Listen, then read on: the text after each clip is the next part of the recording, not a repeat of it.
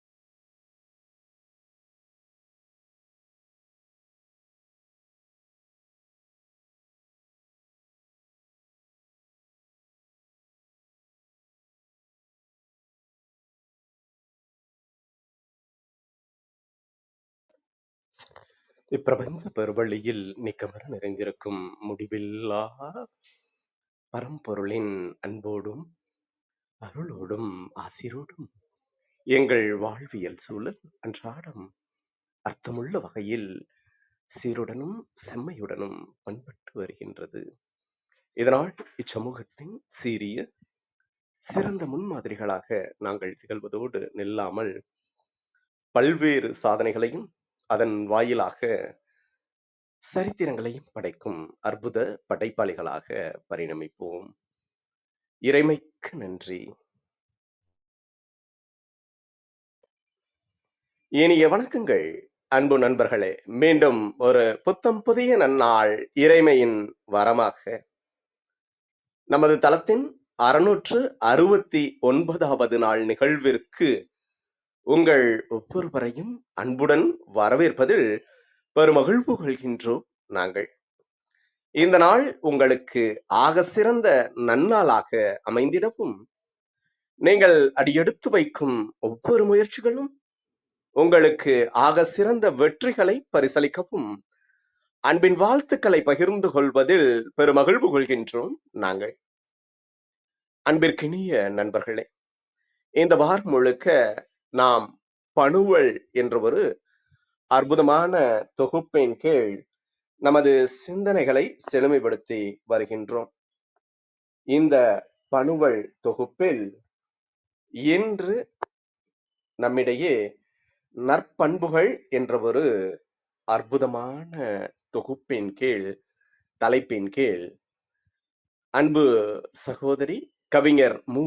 சௌந்தர்யா அவர்கள் அற்புதமான சிறப்புரையை நமக்கு அதிகாலை அன்பு பரிசாக வழங்குவதற்காக இணைந்துள்ளார். கல்லூரியில் 2ஆம் ஆண்டு வரலாற்று துறையை நிறைவு செய்ய இருக்கும் அன்பு சகோதரி அவர்கள் எப்பொழுதுமே நல்ல நல்ல விடயங்களை நமது தளத்தில் கொண்டு சேர்ப்பிக்கக்கூடிய நல்லெண்ண தூதுவராக பயணித்து வருபவர். இன்று நம்மிடையே இணைந்து கொண்டு அற்புதமான சிறப்புரை வழங்க இணைந்துள்ள தருணங்களுக்காக சொல்லரங்க சொந்தங்களாகிய அன்பு நண்பர்கள் ஒவ்வொருவருடனும் இணைந்து சரித்திரம் படைப்போம் தளம் அவரை இந்நிகழ்விற்கு வருக வருக வருக என வரவேற்பதில் பெருமகிழ்வு கொள்கின்றது. வாருங்கள், அடுத்த 50 நிமிடங்கள் அற்புதமான சிறப்புரையில் இணைவோம். நமது வாழ்வியல் புத்தகத்தில் புத்தம் புதிதாய் இன்று மலர்ந்துள்ள புதியதோர் பக்கத்தின் அழகியதோர் அத்தியாயத்தினை நற்பண்புகளால் நிறைப்போம். நமது வாழ்வியலை இன்னும் இன்னும் வளப்படுத்துவோம். நன்றி.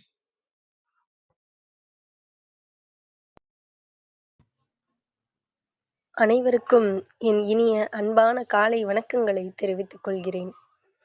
இன்று நற்பண்புகள் என்ற தலைப்பில் பேச இருக்கிறேன். நாம் எல்லோரும் பொதுவாக நற்பண்பு என்ற வார்த்தைகளை கேள்விப்பட்டிருப்போம். ஆனால் நற்பண்புகள் என்றால் என்ன, அதை நாம் ஏன் பின்பற்ற வேண்டும் என்பதற்கு சரியான பதில் நமக்கு கிடைத்திருக்காது. பண்புகள் என்றால் நம்முடைய குணங்களையும் செயல்பாடுகளையும் கூறலாம். அவற்றில் அந்த குணங்களிலேயே நன்மை தரக்கூடிய நல்ல செயல்பாடுகளையும் குணங்களையும் நற்பண்புகள் என்று குறிப்பிடலாம். இந்த நற்பண்புகள் தனக்கு மட்டுமல்லாமல் பிறருக்கும் நன்மைகளை தரக்கூடியதாக இருக்கும். உலகில் எத்தனையோ மனிதர்கள் பிறக்கலாம், வாழலாம். ஆனால் ஒரு சிலர் மட்டுமே மக்கள் மனதில் நிலைத்து நிற்பார்கள். அதற்கு மிக முக்கிய காரணமாக இருப்பது அவர்களிடம் இருந்த நற்பண்புகள்தான். ஆம், குஜராத்தில் பிறந்து வளர்ந்த மோகன்தாஸ் கரம்சந்த் காந்தி அவர் இறந்து 77 வருடங்கள் கடந்தும் இன்றளவும் நம்மிடையே பேசப்படக்கூடிய ஒரு பொருளாக இருக்கிறார் என்றால் அதற்கு காரணம் அவருடைய நற்பண்புகள்தான். காந்தியடிகள் என்றவுடனே நம் நினைவிற்கு வருவது அவருடைய அந்த பள்ளி வாழ்க்கையில் நடந்த ஒரு சில நிகழ்வுகளைத்தான் குறிப்பிடுவோம். அவருடைய ஆசிரியர் வகுப்பறையில் ஒரு தேர்வு நடந்து கொண்டிருந்த பொழுது அனைவருமே பாடப்புத்தகத்தை பார்த்து காப்பி அடித்து எழுதிக் கொண்டிருக்கிறார்கள். ஆசிரியரும் அதை கண்டும் காணாமல் இருக்கிறார். இவர் மட்டும் ஒரு வார்த்தையை தப்பாக எழுதியிருக்கிறார். ஆசிரியர் அதை பார்த்து எழுதுமாறு கை காட்டினாலும் கூட அவருக்கு அந்த இடத்தில் அதை பார்த்து எழுத ஆசிரியர் கூறுகிறார் என்பதும் அவருக்கு புரியவில்லை. ஏனெனில் அவர்தான் ஹரிச்சந்திரன் கதைகளை எல்லாம் கேட்டு கேட்டு அவர் நேர்மையாக வாழ வேண்டும் என்று ஒரு மனநிலையிலேயே இருந்ததனால், அவருக்கு அந்த இடத்தில் அது பார்த்து காப்பி அடித்து எழுத வேண்டும் என்று தோன்றவில்லை. ஆனால் அவரிடையே காந்தியடிகளிடையே நேர்மையாக தான் வந்து இந்த தேர்வை எழுதி முடித்தோம் அப்படின்றதுல ஒரு மன திருப்தியாக இருந்திருக்கிறார். காந்தியடிகள் தென்னாப்பிரிக்காவில் சென்று வழக்கறிஞர் தொழிலை வந்து செய்தவர். ஒரு வழக்கில 2 தரப்பு வந்து இருக்கும். 2 தரப்புமே தங்கள் பக்கம் தான் நியாயம் இருப்பதாக சொல்லி வாதிடுவாங்க. அதான் வந்து நீதிமன்றங்கள்ல நடக்கக்கூடிய ஒன்று. அ அந்தந்த தரப்பு அதுக்கு அவங்கவங்களுக்கு தகுந்த மாதிரி ஆதாரங்களை திரட்டி, ஒரு தரப்பு நியாயமாகவும், ஒரு தரப்பு பொய்யாகவும் அவங்க வந்து வாதிடுவாங்க. இந்த நேர்மையான ஒரு தடவ காந்தியடிகளோட வாழ்க்கையில ஒரு வழக்கு வந்திருக்கு அவர்கிட்ட. அவர் என்ன பண்றாருன்னா, நீதிமன்றத்தில போயிட்டு ஒரு நேர்மையான வழக்கறிஞர் வந்து அவருக்கு ஊதியம் தரக்கூடிய அந்த கட்சிக்காரருக்கு வந்து இவர் நேர்மையா இருக்கிறதா? இல்ல உண்மைக்கு நம்ம உண்மை பக்கம் இருக்கிறதா? அப்படின்ற சந்தேகத்தில அவரோட கட்சிக்காரருக்கு எதிராக இவர் போய் வாதாடிறாரு. அப்ப அந்த நீதிபதி வந்து சொல்றாரு, "நீங்க வந்து நேர்மை பக்கத்து வந்து இருந்து நீங்க வந்து பேசிட்டு இருக்கீங்க." அப்படின்னு சொல்றாரு. அந்த இடத்துல காந்தியடிகளினுடைய அந்த நற்பண்புகள் வந்து அந்த இடத்துல வந்து மிளிர்வதாக நாம் வந்து காணலாம்.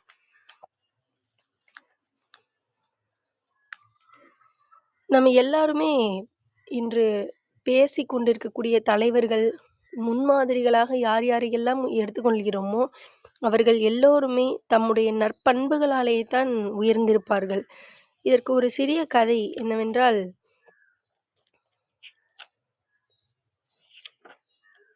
ஒரு திருமணமான ஒரு இளம் தம்பதி ஒரு சிறிய கிராமத்தில் வாழ்ந்து கொண்டிருந்தார்கள்.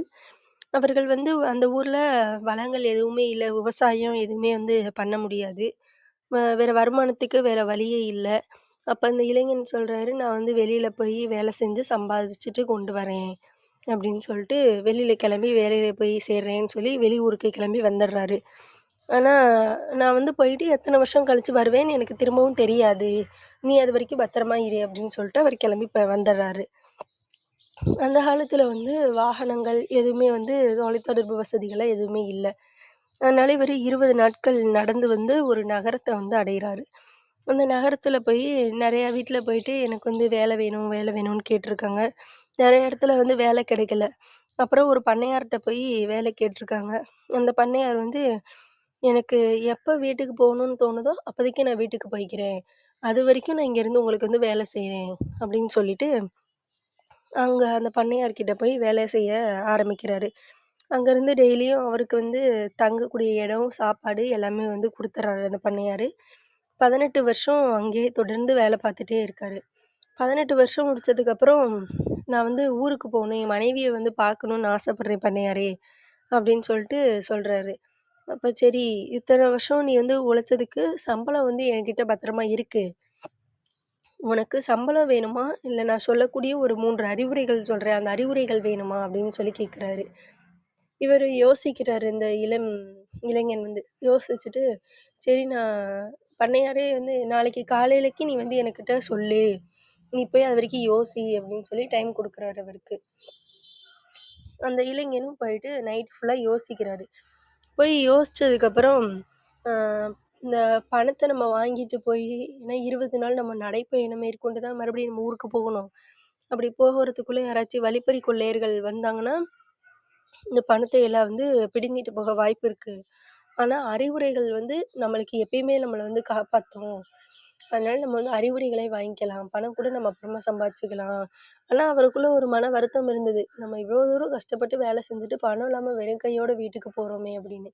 சரி இருந்தாலும் பரவால்ல. பண்ணையார் வந்து நம்மளோட நல்லதுக்கு தான் சொல்லுவாரு.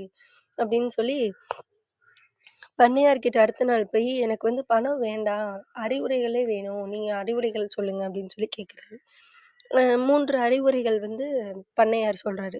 என்னென்ன அப்படின்னா, 1 வந்து வாழ்க்கையில எப்போதுமே குறுக்கு வழியில வந்து போகாத. தெரியாத பாதைகள்ல திடீர்னு நம்ம போறது வந்து நம்மளோட உயிருக்கே ஆபத்த வந்து ஏற்படுத்தும். இது முதல் அறிவுரை. அடுத்த 2வது அறிவுரை என்னன்னா, அவசரப்பட்டு எந்த விஷயத்திலயும் நீ வந்து தலைய நுழைக்காத. அது வந்து கெட்ட விஷயமா இருந்துச்சுன்னா, உன்னோட உயிருக்கும் அது உயிரவே அது வந்து காவு வாங்கிடும் அப்படின்னு சொல்றாரு. அடுத்து 3வது விஷயம் என்ன அப்படின்னா, கோபத்திலயும், வலியிலயும் இருக்கும்போது எந்த ஒரு முடிவையும் எடுக்காத. ஏன்னா, அதுக்கப்புறம் நீ வந்து அத பத்தி வருந்தினாலும், அந்த இழந்தது வந்து மறுபடியும் நம்மளுக்கு கிடைக்காது. அப்படின்னு சொல்லி இந்த 3 அறிவுரைகளையும் சொல்றாரு. சரின்னு சொல்லி பண்ணையார் வந்து சொல்றாரு, "நீ நடந்து போனா ஊருக்கு போக ரொம்ப நேரம் ஆகும். நான் வந்து ஒரு மாட்டு வண்டி தரேன். நீ 10 நாள்ல மாட்டு வண்டியிலே போயிரு." அப்படின்னு சொல்லி ஒரு நல்ல ஒரு இளம் காளைகள பூட்டின ஒரு மாட்டு வண்டி வந்து குடுக்குறாரு பண்ணையார். அதோட சேர்த்து அவரோட வீட்லயே செஞ்ச ஒரு பெரிய கேக் ஒண்ணு குடுக்குறாரு. இந்த கேக்க குடுத்து, "இத வந்து நீ வந்து போற வழியில எங்கேயும் சாப்ட்றாத. நீ வீட்டுக்கு போயிட்டு உன் மனைவி கூட உட்காந்து இந்த கேக்க பிரிச்சு சாப்பிடு." அப்படின்னு சொல்லி கையில குடுத்து அனுப்புறாரு. இவரும் மகிழ்ச்சியோட கிளம்பி வராரு. 10 நாட்கள் போகணுமே அப்படின்னு சொல்லிட்டு கிளம்பி மாட்டு வண்டியில கிளம்பி வந்துட்டுருக்காரு. முதல் நாள் அந்த பண்ணையார் வந்து பணமும் குடுத்துறாரு. "சத்திரத்தில சாப்பிட்டுக்கோ, அங்கே தங்கிக்கோ" அப்படின்னு சொல்லி எல்லாத்துக்கும் பணமும் கொஞ்சம் கையில குடுத்து தான் அனுப்புறாரு. இவரு கிளம்பி வராரு. முதல் நாள் பயணம். அங்க போய்க்கிட்டு இருக்கும்போது, முதல் நாள் பயணம் போய் முடியிற நேரம்.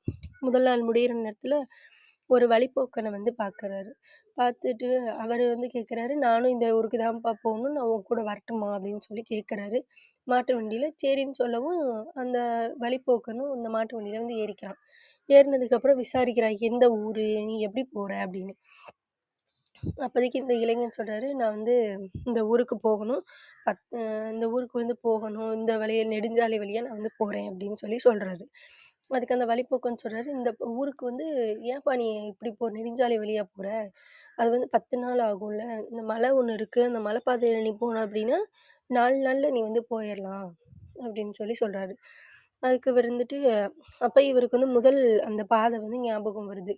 முதல் அறிவுரை, பண்ணையார் சொன்ன முதல் அறிவுரை. வாழ்க்கையில எப்போதும் குறுக்கு வழியில போகாத. புதுசா ஏதோ ஒரு வழியில நீ போனேன்னா, அப்போதைக்கு உன்னோட உயிருக்கே வந்து ஒரு ஆபத்து ஏற்படும் அப்படின்னு சொல்றாரு. இந்த அறிவுரைய ஞாபகத்துல வச்சுட்டு இவர் வந்து, "இல்ல பரவால்ல 10 நாள் ஆனாலும் சரி, எத்தன நாள் ஆனாலும் சரி, நான் வந்து நேர்பாதையிலே நெடுஞ்சாலை வழியாவே நான் போய்க்கிறேன்" அப்படின்னு சொல்லிடுறாரு. அந்த வழிப்போக்கன் இடையில இறங்கி, "நான் இந்த பாதையில போய்க்கிறேன்னு" சொல்லி மலை பாதையில கிளம்பி போயிட்டாரு. அப்புறம் அடுத்த நாள் வந்து என்ன ஆகுதுன்னா, ஒரு 2 நாள் கழிச்சு அந்த ஒரு சத்திரத்துல தங்கறதுக்காக நிப்பாட்டுறாரு. அப்போதைக்கு ஒரு செய்தி வருது. அந்த மலைப்பாதையில வந்து நிலச்சரிவு ஏற்பட்டு, அந்த பாதையில இருந்தவங்க நெறைய பேர் வந்து உயிரிழந்துட்டாங்க அப்படின்னு சொல்லி. அப்ப இவன் வந்து இது இளைஞன் வந்து ரொம்ப ஒரு பெரிய மூச்சு விடுறான். பண்ணையாரோட முதல் அறிவுரை வந்து நம்மளோட உயிரவே காப்பாத்தியிருக்கு அப்படின்னு சொல்லி. அடுத்த அன்னைக்கு சத்திரத்தில நைட்டு சாப்பிட்டுட்டு தூங்கிட்டு இருக்கான். தூங்கிக்கிட்டு இருக்கும்போது, அந்த ரூமோட பின்பக்கட்டு ஏதோ ரொம்ப சத்தமா கேட்குது. என்ன சத்தம் அப்படின்னு தெரியல. ஆனா ரொம்ப வினோதமா ஒரு கூக்குரலா கேட்குது. அப்ப இவருக்கு வந்து போய் கதவ தொறக்கலாம் அப்படின்னு சொல்லிட்டு போகும்போது, பண்ணையாரனுடைய 2வது அறிவுரை வந்து நினைவுக்கு வருது. எந்த ஒரு விஷயத்திலயும் அவசரப்பட்டு தலைய நுழைக்காத அப்படின்றது. அப்ப இவரு வந்து எதுக்கு நம்ம போய் தொறந்துக்கிட்டு, பரவால்ல அது கத்துனா கத்திட்டு போறாங்கன்னு சொல்லிட்டு வந்து திரும்ப வந்து தூங்கிட்டாரு. காலையில எந்திரிச்சு அந்த சத்திரத்தினுடைய முதலாளி கிட்ட போய் சொல்றாரு, "என்னங்கய்யா இந்த மாதிரி வந்து நைட்டு ஃபுல்லா இந்த மாரி பின்னாடி கதவு ரொம்ப தட்டிக்கிட்டு, ரொம்ப வினோதமான கூக்குரல்லாம் கேட்டு ரொம்ப சத்தமா இருந்ததே!" அப்படின்னு சொல்லி. அப்ப அந்த முதலாளி சொல்றாரு, நல்ல வேளைங்கய்யா நீங்க வந்து தொறக்கல கதவ. தொறந்திருந்தீங்க அப்படின்னா வந்து வழிப்பறி கொள்ளையர்கள் அவங்க வந்து உங்கள்ட்ட இருந்த எல்லாத்தையும் பிடுங்கிட்டு போயிருப்பாங்க. நல்ல வேளை நீங்க வந்து தொறக்காம விட்டீங்க." அப்படின்னு சொல்லி சொல்றாரு. அப்ப இந்த இளைஞனுக்கு வந்து ரொம்ப ஆச்சரியமா இருக்கு. பண்ணையாரோட இன்னொரு அறிவுரையும் நம்மளோட உயிர வந்து காப்பாத்தியிருக்கு அப்படின்னு சொல்லி நெனச்சு பண்ணையாருக்கு வந்து நன்றி சொல்றாரு அவரு. அடுத்த கொஞ்ச நாள் வந்து பயணம் மேற்கொள்றாரு. இந்த 10வது நாள்ல ஒரு நைட் ஆயிருது அன்னைக்கு. நைட் ஆனதுக்கப்புறம் நைட் ஆன நேரத்துல அவர் வந்து சொந்த ஊருக்கு போயிர்றாரு. அந்த சொந்த ஊருக்கு போனதுக்கப்புறம் அவரோட வீட்ல பார்த்தீங்க அப்படின்னா, அ வீட்ட நெருங்கும்போது அவன் வந்து ஒண்ண பார்க்குறான். அது வந்து ரொம்ப ஷாக்கா இருக்கு. என்ன அப்படின்னா, வீட்ல வந்து ஸ்க்ரீன் போட்டிருப்பாங்க. அந்த ஸ்க்ரீன்ல பின்னாடி சைடு அவங்களோட மனைவி வந்து யாரையோ கட்டி அணைத்த மாரி இருக்க மாரி இவனுக்கு வந்து தெரியுது. அ இவருக்கு அப்போதைக்கு வந்து ரொம்ப கோபமா வருது. அப்ப பண்ணையார் சொன்ன அந்த 3வது அறிவுரை வந்து இங்க நினைவுக்கு வருது. என்ன அப்டின்னா, "கோபத்திலயும், வலியிலயும் இருக்கும்போது எந்த ஒரு முடிவையும் நீ வந்து எடுக்காத" அப்டின்னு சொல்லி அறிவுரை சொல்லியிருப்பாரு. அப்ப இவரு வந்து அமைதியா இறங்கி உள்ள போறாரு. உள்ள போனதுக்கப்புறம், இவர பார்த்த உடனே இவர் மனைவி வந்து ரொம்ப ஆச்சரியமா, ரொம்ப சந்தோஷப்பட்டு கூச்சல் போட்டு, அ அவங்க அவங்க கட்டி பிடிச்சிட்டு இருந்த அந்த பையன்கிட்ட வந்து, "டேய் உங்க அப்பா வந்துட்டாருடா" அப்படின்னு சொல்றாரு. அது யாருன்னா, அவங்களோட பையன் தான். அப்ப இவரு வந்து அந்த கிளம்பி வந்த அடுத்த நாள் அப்பதான் தெரிஞ்சிருக்கு, இவங்க வந்து கர்ப்பமா இருக்காங்க அப்படின்றதே. அப்புறம் தான் அவங்க குழந்தை பிறந்து, அவன் வந்து இவங்க 18 வருடம் கழித்து இந்த இளைஞன் வர்றதுக்குள்ள இந்த பையன் வந்து பெருசாயிட்டான். அப்பதான் அந்த பையன் வந்து முதல்ல அவங்க அப்பாவே பார்க்குறான். அப்ப இவருக்கு வந்து இந்த இளைஞனுக்கு ரொம்ப சந்தோஷம். பண்ணையாரனுடைய 3வது அறிவுரையும் வந்து நம்மளுக்கு நம்மள வந்து காப்பாத்தியிருக்கு அப்படின்னு சொல்லி பண்ணையாருக்கு வந்து ரொம்ப நன்றி சொல்லிக்கிட்டே இருந்தான். அப்ப சரின்னு சொல்லி பண்ணையார் குடுத்திருந்த உணவ வந்து சாப்பிடலாம் அப்படின்னு சொல்லிட்டு அவங்க மனைவி, குழந்தையோட உட்கார்றாங்க 3 பேரும். உட்கார்ந்து அந்த பண்ணையார் குடுத்த உணவு பாத்திரத்த வந்து பிரிச்சு பார்க்குறாங்க. பிரிச்சு அத பார்க்கும்பொழுது அதுக்குள்ள இருந்து தங்க கட்டிகளா வந்து விழுகுது. அவனுக்கு தர வேண்டிய சம்பளத்த விட அதிகமான பணத்த தங்க கட்டிகளா வந்து வச்சிருக்காரு பண்ணையாரு. அப்ப இந்த நற்பண்புகள் இவர் சொன்ன அந்த 3 பணம் வந்து பெருசு கிடையாது. அறிவுரைகள் தான் வந்து யாராலயும் நம்மள வந்து கவர்ந்துட்டு போக முடியாது அப்படின்னு சொல்லி, இந்த இளைஞன் கேட்ட அந்த அறிவுரைகள் 3மே இவனுக்கு வந்து ரொம்ப ஒரு அபரிமிதமான ஒரு நன்மைகள தான் தந்திருக்கு. இதே போல தான் நற்பண்புகள் எப்பயுமே நம்மளுக்கு வந்து அபரிமிதமான நன்மைகள தான் குடுக்கும். நற்பண்புள்ள மனிதர்களா எல்லோரும் மிளிர்வதற்கு ஒரு சிறந்த வழிகள் என்ன அப்படின்னா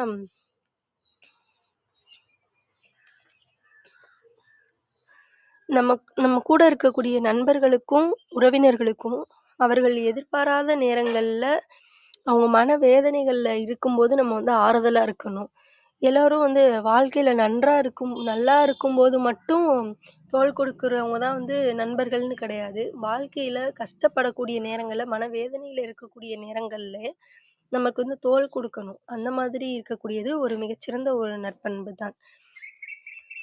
அடுத்தது மனதில் ஒன்றை வைத்துக்கொண்டு வெளியில் ஒன்றை பேசுவது. இந்த மாதிரி இருக்கக்கூடாது. நம்முடைய நம்மளால செய்ய முடியும் அப்படின்ற விஷயத்த நம்ம வந்து முடிஞ்ச வரைக்கும் செஞ்சரணும். நம்மளால செய்ய முடியல அப்படின்னா, உடனே நம்ம வந்து செய்ய முடியல அப்படின்றத வந்து ஒத்துக்கணும். ஏதோ ஒரு விஷயம் கேட்குறாங்க அப்படின்னா, அந்த விஷயம் தெரியல அப்படின்னா, தெரியலன்றத வெளிப்படையா ஒப்புக்கொள்ள வேண்டும். அடுத்து அறிமுகமே இல்லாத நபர்களுக்கும், அவங்களுக்கு ஏதோ ஒரு ஆபத்து அப்படின்னா, அவசரம் அப்படின்னா, அந்த நேரத்துல நம்ம போய் உதவி செய்யணும். அப்படி உதவி செய்யும் பொழுது மட்டும் தான், நம்ம கை தூக்கி விடும்போது தான், அந்த உதவிகள் தான் நம்மள வந்து உன்னதமான ஒரு அழகுபடுத்தக்கூடிய ஒரு நற்பண்பா நம்மளிடையே இருக்கும். நம்ம இருக்கக்கூடிய நம்ம ஏதோ ஒரு பணியில வேலை செய்றோம் அப்படின்னாலும் சரி, எந்த ஒரு துறையில் நம்ம இருந்தாலும் சரி, அந்த துறைகள்ல இருக்கக்கூடிய அனுபவமிக்கவர்களிடமிருந்து நம்ம வந்து நெறைய பாடங்கள வந்து கற்றுக்கொள்ள வேண்டும். அந்த அனுபவம் மிக்கவர்கள் வந்து சிறியவர்களாகவும் இருக்கலாம், நம்மளை விட பெரியவர்களாகவும் இருக்கலாம். நம்மளோட சிறியவர்கள்ட்ட இருந்து நம்ம எப்படி இந்த பாடங்கள் வந்து கத்துக்கிறது? அவங்கள்ட்ட நம்ம போய் எப்படி கேட்கறது? அப்படின்னு நினைக்காம, நம்மளோட சிறியவங்கள்ட்ட இருந்து நல்ல பண்புகள் இருந்தது அப்படின்னா, அத நம்ம வந்து எடுத்துக்கொள்ள வேண்டும். அனுபவங்களையும், அறிவுகளையும் பெறக்கூடிய விஷயங்கள் வந்து ஈகோ அப்படின்றத வந்து பார்க்கக்கூடாது. அடுத்தது இப்ப 4, 5 பேர் வந்து ஒரு இடத்துல இருந்து பேசுறாங்க. அப்படி பேசும்பொழுது, சில நிமிடங்கள்ல வந்து அந்த விஷயம் பேசுறது வந்து நின்றுடும். ஏன்னா, அதுக்கு மேல அவங்களுக்கு பேசுறதுக்கு என்ன பேசுறது அப்படின்னு வந்து தெரியாது. அப்ப நம்ம வந்து தொடர்ந்து பேசணும் அப்படின்னா, நம்ம புது புது விஷயங்கள் நெறைய விஷயங்கள வந்து கற்று வச்சிருக்கணும். உலக நிகழ்வுகள் எல்லாம் வந்து தெரிஞ்சு வச்சிருக்கணும். எல்லா விஷயங்களையும் ஓரளவுக்கு நம்ம லேட்டஸ்ட்டா என்னென்ன நியூஸ்லாம் இருக்கோ எல்லா நியூஸையும் வந்து நம்ம அப்டேட்டடா இருக்கணும். அடுத்து தெரிந்த நபர்கள்ட்ட நம்ம ஈஸியா வந்து பேசிருவோம். அறிமுகம் இல்லாத புதிய மனிதர்கள்ட்ட வந்து உரையாடல தொடங்கி, அவங்கள்ட்ட பேசி, அவங்க எப்படி வந்து நம்ம பேசுறத கவனிக்கிறாங்க, அவங்களுக்கு கூட எப்படி நம்ம தொடர்ந்து பேசிக்கிட்டே இருக்கிறது, அப்படின்றதெல்லாம் வந்து ஒரு ஒரு சுவாரஸ்யமான ஒரு இதா இருக்கும். அந்த கலைய வந்து நீங்க வந்து பழகிக்கணும். அந்த கலைய பழகிக்கிட்டீங்கனாலே, நம்ம எவ்வளோ நேரம் பேசுறதுனாலும் பேசிக்கிட்டே இருக்கலாம். அதுக்கு அடுத்தது நன்றி. நன்றின்றது வந்து இந்த உலகத்துல அதிகமா பயன்படுத்தப்படாத ஒரு விஷயமா தான் இருக்குன்னு நான் நினைக்கிறேன். ஆனா, அத வந்து யாரும் மறந்துறக்கூடாது அந்த வார்த்தைய. இந்த நன்றின்ற வார்த்தைக்கு வந்து அதிக சக்தி வந்து இருக்கு. எந்த உதவி யாரு செய்தாலும் சரி, வயதில் இளையோர் செய்தாலும் சரி, பெரியோர் செய்தாலும் சரி, யாராக இருந்தாலும் சரி, உடனடியாக நன்றி என்ற ஒரு வார்த்தையை சொல்லி பழக வேண்டும். அடுத்ததாக எதை இழந்தாலும் நம்ம வந்து திரும்பி சம்பாதித்து விடலாம். பணம் இன்னைக்கு இல்லாட்டி நாளைக்கு கூட நம்ம வந்து அத சம்பாரிச்சுட்டு போயிடலாம். ஆனா நேரத்த வந்து நம்ம மறுபடியும் சம்பாரிக்கவே முடியாது. அதனால அந்த நேரத்த செலவு பண்ணும்பொழுது நம்ம வந்து திட்டமிட்டு, சரியா இந்த நேரத்துக்கு இதுதான் அப்படின்னு சொல்லி சரியா திட்டமிட்டு நேரத்த வந்து செலவு பண்ணணும். படிப்புகளாலயும், அனுபவங்களாலயும் தான் உங்கள வந்து கண்டிப்பா மேம்படுத்திக் கொள்ள முடியும். அப்ப டெய்லியும் கொஞ்ச நேரம் நம்ம வந்து படிப்பதற்கும், நம்மளுக்கு அப்படின்னு சொல்லி கொஞ்ச நேரத்த நம்ம வந்து ஒதுக்க வேண்டும்.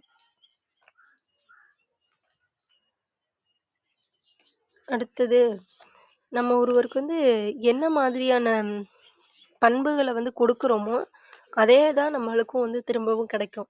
இதுக்கு நான் படிச்சதிலே மிகச்சிறந்த ஒரு கதை வந்து இந்த கதையா தான் இருந்தது. அது என்ன அப்டின்னா, ஒரு ஒரு ரோட்ல போயிட்டு இருக்கும்போது, ஒரு விபத்து ஆயிடுது. அந்த விபத்துல வந்து காயமடைஞ்சுறாரு ஒரு மனிதர். அவருக்கு வந்து ரொம்ப ஆஸ்பத்திரியில வந்து ரொம்ப ஆபத்தான நிலைமையில போய் ஹாஸ்பிட்டல்ல போய் அட்மிட் பண்றாங்க. அவங்க வந்து ரொம்ப ஒரு கொஞ்சம் ஏழ்மையான குடும்பத்த சேர்ந்தவங்க தான். ஆனா, வசதி வந்து அவங்கள்ட்ட வசதி இல்லனாலும், அருகில் இருந்த ஒரு தரமான ஒரு மருத்துவமனையில போய் இவர வந்து சேர்த்துருக்காங்க. ஏன்னா, அந்த ஆஸ்பத்திரியில மட்டும் தான் தரமான நல்ல ஒரு சிகிச்சை வந்து செய்வாங்க. அந்த மருத்துவமனை வந்து நியாயமான கட்டணத்தில தரமான சிகிச்சை வந்து குடுப்பாங்க அப்படின்ற பேரையும் அந்த மருத்துவமனை வந்து வாங்கியிருந்தது. அப்ப இவர போய் சேர்த்ததுக்கப்புறம் மருத்துவர்கள் வந்து பார்த்துட்டு, இவருக்கு வந்து உடனடியா ஆப்ரேஷன் பண்ணியே ஆகணும் அப்படின்னு சொல்லிர்றாங்க. இந்த ஆப்ரேஷன் வந்து யார் பண்ணுவான்னா, அந்த ஆஸ்பத்திரியினுடைய ஓனர் முதலாளி வந்து உரிமையாளரான அந்த தலைமை மருத்துவர் தான் பண்ணுவாரு அப்படின்னு சொல்லிர்றாங்க. அப்ப அந்த குடும்பத்தினர் வந்து அ எவ்வளோ செலவாகுமோ தெரியல. ஆப்ரேஷன்லாம் வேற பண்ணணும்னு சொல்றாங்களே! அப்படின்னு சொல்லி ரொம்ப வந்து பயந்துகிட்டு இருந்தாங்க. அப்போதைக்கு தான் அந்த நோயாளிய வந்து உள்ள தூக்கிட்டு வர்றாங்க. ஆப்ரேஷன் தியேட்டருக்கு கொண்டு வந்துட்டு இருக்கும்போது, அந்த தலைமை டாக்டர் அந்த ஹாஸ்பிட்டலோட ஓனர் வந்து அவர வந்து பார்த்துடுறாரு. பார்த்துட்டு, சரி இவர வந்து உடனே ஆ ஆப்ரேஷன் தியேட்டருக்கு கொண்டு வாங்க அப்படின்னு சொல்லி, ஆப்ரேஷன் தியேட்டர் கொண்டு போய் சக்சஸா ஆப்ரேஷன்லாம் முடிச்சிடுறாங்க வெற்றிகரமா. முடிச்சதுக்கப்புறம் இந்த தலைமை டாக்டர் வந்து நர்ஸுங்கள்ட்ட சொல்றாங்க, "இவர வந்து ரொம்ப நல்லா பார்த்துக்கோங்க. தேவையானதெல்லாம் குடுங்க. ஆனா இவர்கிட்டயோ, இவர் குடும்பத்தினர்கிட்டயோ இருந்து எந்த ஒரு பணமும் இப்போதைக்கு நீங்க வந்து வாங்க வேணாம்." அப்படின்னு சொல்லி உத்தரவு போட்டுட்டு போயிர்றாரு. அப்புறம் ஒரு 4, 5 நாள் போகுது. போனதுக்கப்புறம் ஓரளவுக்கு இவர் வந்து நலமாயிர்றாரு. நல்லா ஆப்ரேஷன்லாம் முடிஞ்சு, கொஞ்சம் நல்லாயி அந்த ஸ்பெஷல் வார்டுக்கு வந்து வந்துர்றாரு. அங்க வந்ததுக்கப்புறம் இவர் வந்து அவங்க மனைவி கிட்ட கேட்குறாங்க, "என்ன பணம் எதுவும் கட்டுனீங்களாப்பா?" அப்படின்னு. "இல்ல பணம் எதுவும் கேட்கல" அப்படின்னு சொல்லவும், அவங்க வந்து நர்ஸு கிட்ட கேட்குறாங்க. "என்னம்மா எவ்வளோ பணம் வரும்?" அப்படின்னு சொல்லி. அப்ப அந்த நர்ஸ் வந்து சொல்றாங்க, "ஒரு வேளை கடைசியில சேர்த்து எதுவும் வாங்கிக்குவாங்க." அப்படின்னு சொல்லி சொல்றாங்க. அப்ப எவ்வளோ பணம் நாங்க வந்து கட்டுற மாதிரி இருக்கும் அப்படின்னு சொல்லி நர்ஸுகிட்ட அவங்க மனைவி கேட்கும்பொழுது, ஒரு 5,00,000 அந்த மாரி வருமா, 5,00,000க்கு மேல வந்து அந்த நர்ஸ் வந்து கணக்கு சொன்னாங்க. அப்ப அந்த மனிதருக்கு வந்து இந்த வலியினால ஏற்பட்ட இந்த விபத்தினால ஏற்பட்ட வலிய விட, இந்த பணத்த கேட்டோட்டி ஏற்பட்ட வலி இன்னும் ரொம்ப அதிகமாவே ஆயிடுச்சு.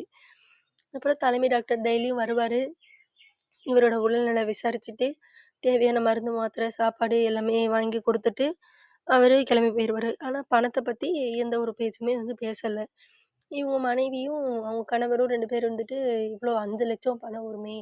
நம்ம வந்து எப்படி அத கட்டுறது? யார்ட்ட போய் கடன் வாங்குறது?" அப்படிலாம் வந்து கணக்கு போடுறாங்க. வீட்ட வந்து விக்கலாமா? இல்ல அடமானம் வைக்கலாமா? நகையெல்லாம் விக்கிறதா? அடமானம் வைக்கிறதா? என்ன பண்றது? அப்படின்னு சொல்லி யோசிச்சுட்டு பேசிட்டு இருக்காங்க. அப்ப 2 வாரம் கழிச்சு, அந்த நோயாளியையும், அவரோட மனைவியையும் தலைமை டாக்டர் வந்து கூப்பிடுறாரு, அவருடைய அறைக்கு. அங்க கூப்ட்டுட்டு அந்த சிகிச்சைக்கான பில்ல வந்து குடுக்குறாரு. அதுல வந்து ரூ. 5,50,000 அப்படின்னு சொல்லி அச்சடிக்கப்பட்டிருந்தது. அதுக்கு கீழ வந்து கடவுளின் கணக்கிலிருந்து பணம் செலுத்தப்பட்டது அப்படின்னு சொல்லி தலைமை டாக்டர் வந்து எழுதி வச்சிருக்காரு. நோயாளி வந்து ரொம்ப குழப்பமாயிடுது. கடவுளின் கணக்கிலிருந்து பணம் செலுத்தப்பட்டதா? அப்படின்னு சொல்லி ரொம்ப ஷாக் ஆயிட்டு அவர பார்க்குறாரு ரொம்ப குழப்பத்தோட. அப்ப அந்த டாக்டர் வந்து கேட்குறாரு, "தம்பி என்னைய வந்து உனக்கு தெரியலையா?" அப்படின்னு சொல்லி. எங்கேயோ பார்த்த மாதிரி இருக்குங்கய்யா. ஆனா எங்க பார்த்தேன்னு தெரியல." அப்படின்னு சொல்லி சொல்றாரு அந்த நோயாளி. அப்ப டாக்டர் வந்து அந்த சம்பவத்த வந்து சொல்றாரு. "ஒரு 10 வருஷம் இருக்கும். அதுக்கு முன்னாடி வந்து நான் வந்து குடும்பத்தோட ஒரு சுற்றுலா வந்து போயிருந்தேன். காட்டு வழியில திடீர்னு கார் வந்து பழுதாகி நின்றுச்சு.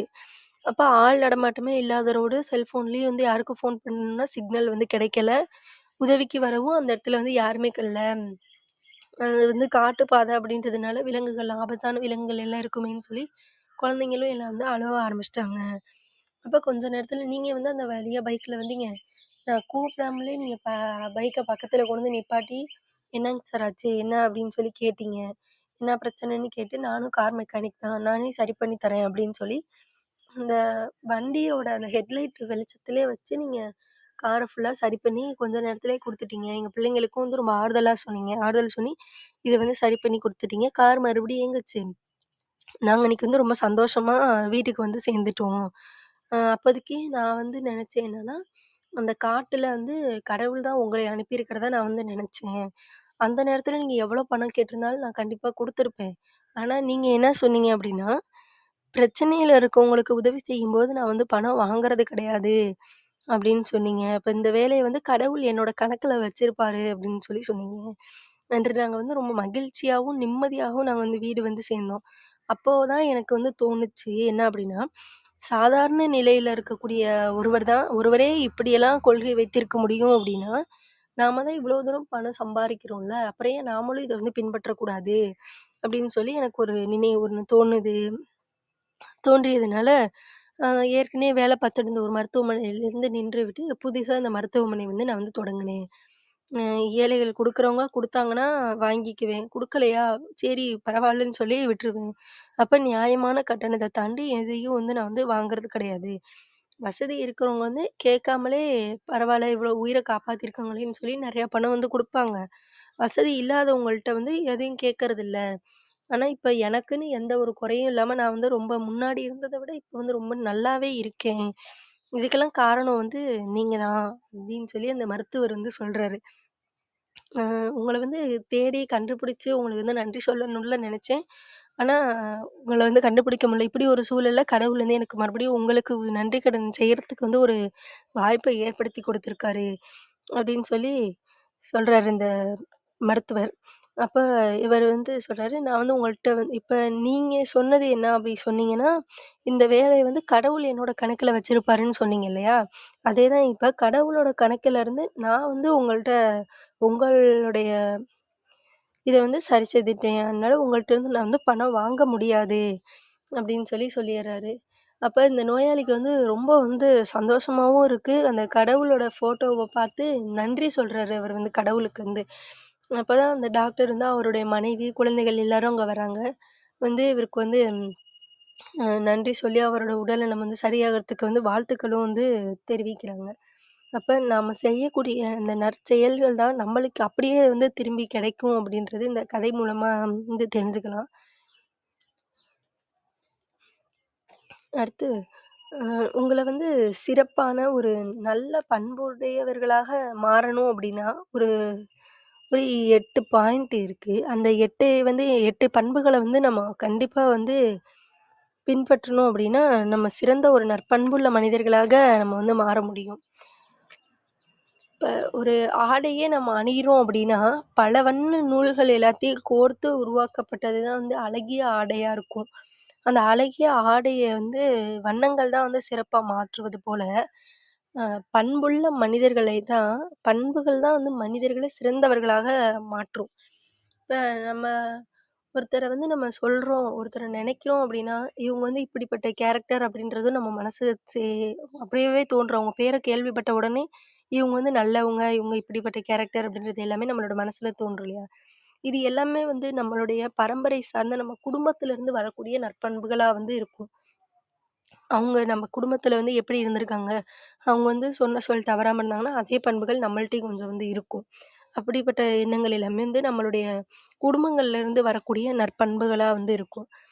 அதன் பிறகு நற்பண்புகள்ல வந்து உண்மையா இருக்கிறது, நேர்மை, அன்பு, பாசம் இந்த மாரி இருக்கிறது மட்டும் இல்லாம, நாம ஒருவருடைய அந்த வெளி தோற்றமும் வந்து அவருடைய நற்பண்புகள் அப்படியே வந்து எடுத்து கூறக்கூடியதா இருக்கும். நம்ம எப்படி உடை அணிகிறோம், தலை வந்து எப்படி சீவுறோம், எப்படி எப்படிப்பட்ட தொனியில் வந்து பேசுகிறோம், பேச்ச வந்து எப்படி கவனிக்கிறோம், முகத்தில வந்து என்ன மாதிரியான உணர்வுகளை வெளிப்படுத்துகிறோம், சிரிப்பு, கோபம் இதெல்லாம் வந்து எத வந்து அதிகமா பயன்படுத்துறோம். இது போன்றதான் இது எல்லாமே சேர்ந்து தான் வந்து உங்களுடைய அந்த வெளி தோற்றத்தில இருக்கக்கூடிய அந்த நற்பண்புகள வந்து தீர்மானிக்கிறதுக்கு வந்து உதவும். இவை தான் வந்து இப்ப வேலைக்கு அப்படின்னு சொல்லி நம்ம போகும்பொழுது இன்டர்வியூன்னு ஒண்ணு வைப்பாங்கல்ல. அந்த இன்டர்வியூல இவை எல்லாத்தையும் தான் நமக்கு வந்து முக்கியமா பார்ப்பாங்க. இதுல வந்து முக்கியமா சொல்லணும் அப்டின்னா, யுபிஎஸ்சி எக்ஸாம்ல வந்து ஒரு இளைஞன் பாஸ் பண்ணிட்டு ஒரு வேலைக்கு இன்டர்வியூக்காக வந்து போறாரு. இப்ப நடந்த ஒரு இன்சிடென்ட் தான். அங்க போகும்பொழுது அவரு வந்து இன்டர்வியூக்கு மெயின் எக்ஸாம் ப்ரிலிமினரி பாஸ் பண்ணிட்டாரு. மெயின் எக்ஸாம் பாஸ் பண்ணிட்டாங்க. இன்டர்வியூக்கு வந்து போயிருக்காங்க.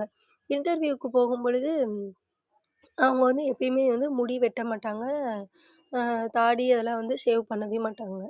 அப்படியே அவங்க இன்டர்வியூக்கு வந்து அப்படியே தான் தலைய மட்டும் சும்மா சீவிட்டு, ட்ரெஸ் மட்டும் நீட்டா போட்டுட்டு போயிருக்காங்க. இன்டர்வியூக்கு போன உடனே அந்த இன்டர்வியூவர்ஸ் அவர பார்த்துட்டு, "நீ வந்து என்ன இப்படி உன்னையவே உன்னால சுத்தம் பண்ணிக்க முடியல. நீ எப்படி வந்து மாவட்டத்த சுத்தம் பண்ணுவ?" அப்படின்னு சொல்லி அவர வந்து அந்த இடத்துலயே அப்பவே டிஸ்குவாலிஃபை வந்து பண்ணியிருக்காங்க. அப்ப நம்மளுடைய அந்த வெளி தோற்றமும், நம்மளுடைய நற்பண்புகள வந்து வெளியில எடுத்து சொல்லக்கூடியதா வந்து இருக்கும்.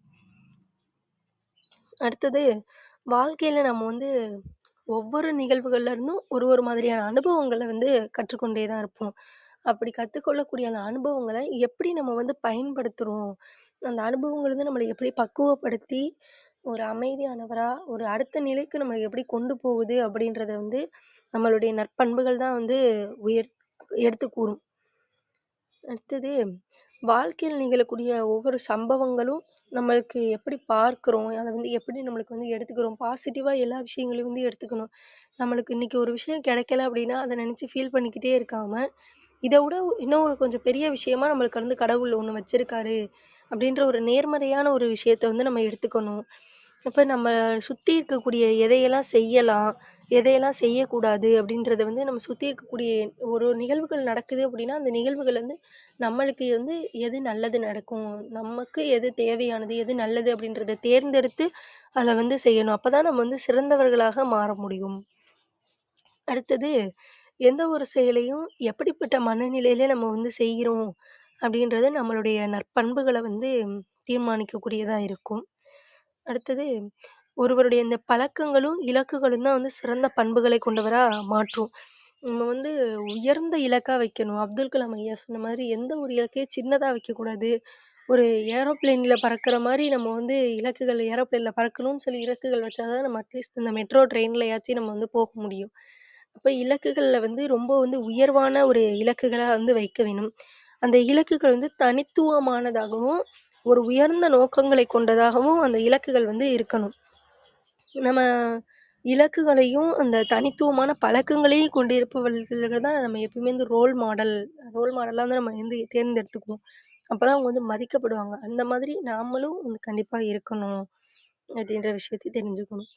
அடுத்து நீங்க வந்து எப்படிப்பட்ட நம்பிக்கைகள் வச்சிருக்கீங்க? ஒருத்தரையும் எல்லாத்தையும் பார்த்தோட்டி கண்மூடித்தனமா வந்து நம்பிறக்கூடாது. எல்லாத்தையும் வந்து ஒரு சந்தேகத்தோடயே தான் பார்க்கணும். அப்படி சந்தேகத்தோட பார்த்தா, அதுலேருந்து எது வந்து உண்மை? யார் உண்மைய பேசுறா? யார் பொய் பேசுறா? அப்படின்றதெல்லாம் நல்லா தெளிவா அலசி ஆராய்ந்து, அதன் பிறகு தான் அத வந்து முடிவுகள் வந்து எடுக்கணும். இந்த உயர்ந்த விஷயங்கள் மீது நம்ம எப்பயுமே வந்து மதிப்பு வைத்திருக்கணும். அது வந்து உங்களையும் உயர்த்தும், உங்களை சுற்றி இருக்கக்கூடியவர்களையும் வந்து உயர்த்தும். அதன் பிறகு அ நம்ம எந்த ஒரு விஷயத்தையும் பேசுறோம் அப்படின்னா, அந்த விஷயத்துல வந்து நேர்மையான முறையில வந்து பேச வேண்டும். இது வந்து ஒரு மிகச்சிறந்த ஒரு நற்பண்புகளா தான் பார்க்கப்படுகிறது.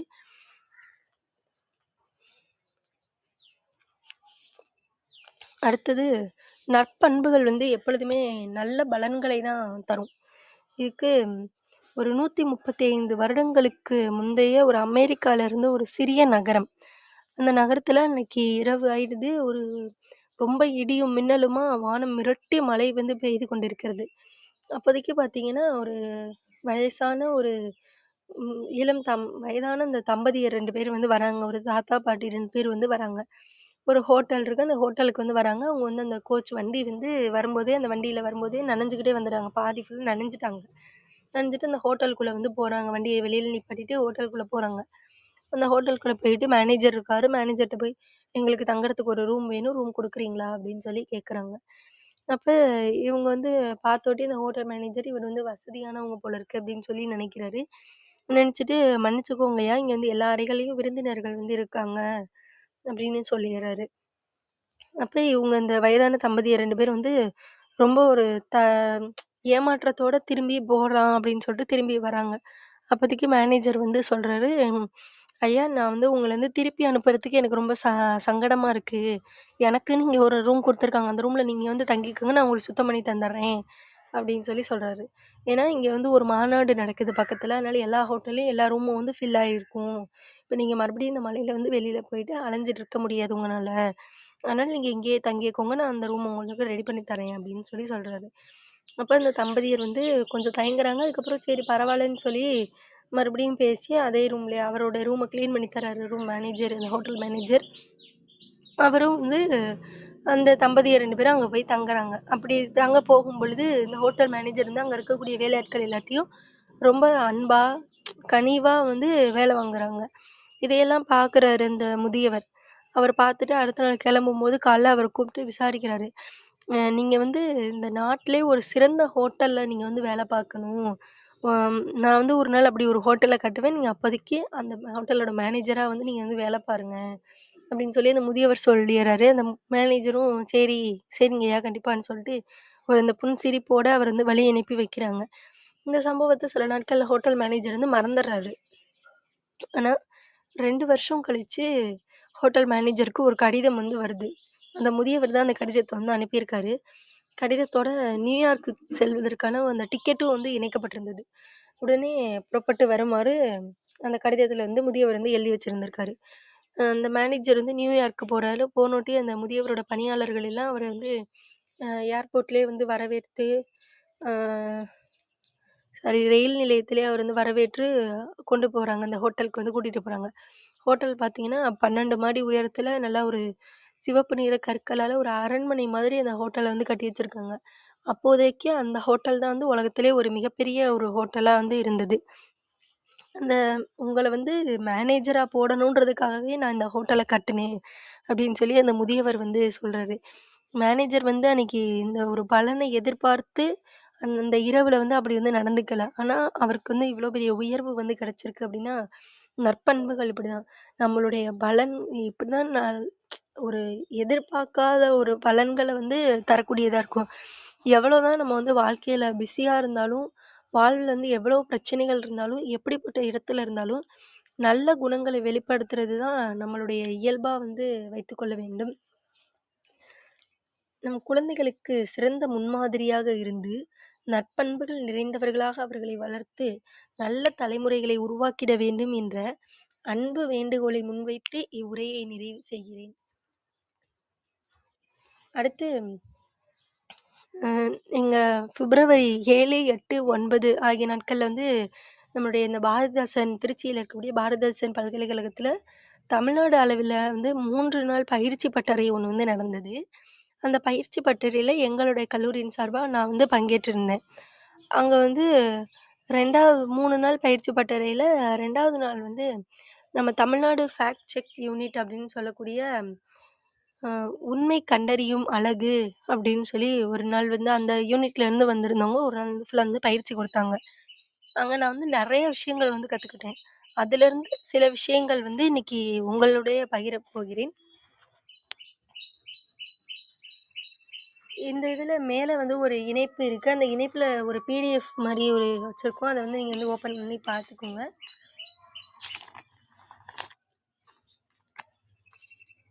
இதுல வந்து தமிழ்நாடு ஃபேக்ட் செக் யூனிட் அப்படின்னு சொல்லி ஒரு யூனிட் வந்து இருக்கு. இது வந்து யாருக்கும் அதிகம் வந்து தெரியாது. அது என்ன அப்படின்னா, தமிழ்நாட்டுல வந்து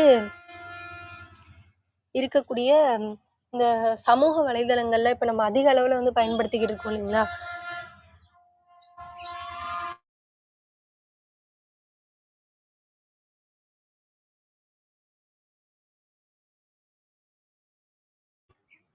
இந்த சமூக வலைதளங்கள் வந்து அதிக அளவுல இன்னைக்கு நம்ம பயன்படுத்திக்கிட்டு இருக்கோம். Instagram, WhatsApp, Facebook அப்படின்னு சொல்லி. ஆனா இந்த சமூக வலைதளங்கள்ல வரக்கூடியது எல்லா விஷயங்களுமே வந்து உண்மையா இருக்குமா அப்படின்னா, அது வந்து கிடையாது. அப்படியே அதுல வரக்கூடிய அந்த பொய்யான தகவல்கள கண்டறிந்து, அதுக்கு வந்து சரியான தகவல்கள வந்து மக்களுக்கு கொடுக்கிறது தான் வந்து இந்த தமிழ்நாடு ஃபேக்ட் செக் யூனிட்டினுடைய வேலை. இவங்க வந்து 2023ல தான் இந்த இந்த ஒரு யூனிட்டவே வந்து கவர்மெண்ட்ல வந்து கொண்டு வந்திருக்காங்க. இதுல வந்து என்ன அப்படின்னா, நம்ம நமக்கு வரக்கூடிய எல்லா தகவல்கள வந்து ஒரு 3 வகையா தகவல்கள வந்து பிரிப்பாங்க. அது வந்து டிஸ்இன்ஃபர்மேஷன். ஃபர்ஸ்ட்டு வந்து ஒரு மக்கள வந்து ஏமாத்தணும் அப்படின்றதுக்காக திட்டமிட்டு பொய்ய வந்து சொல்லக்கூடியது வந்து டிஸ்இன்ஃபர்மேஷன் அப்படின்னு சொல்லுவாங்க.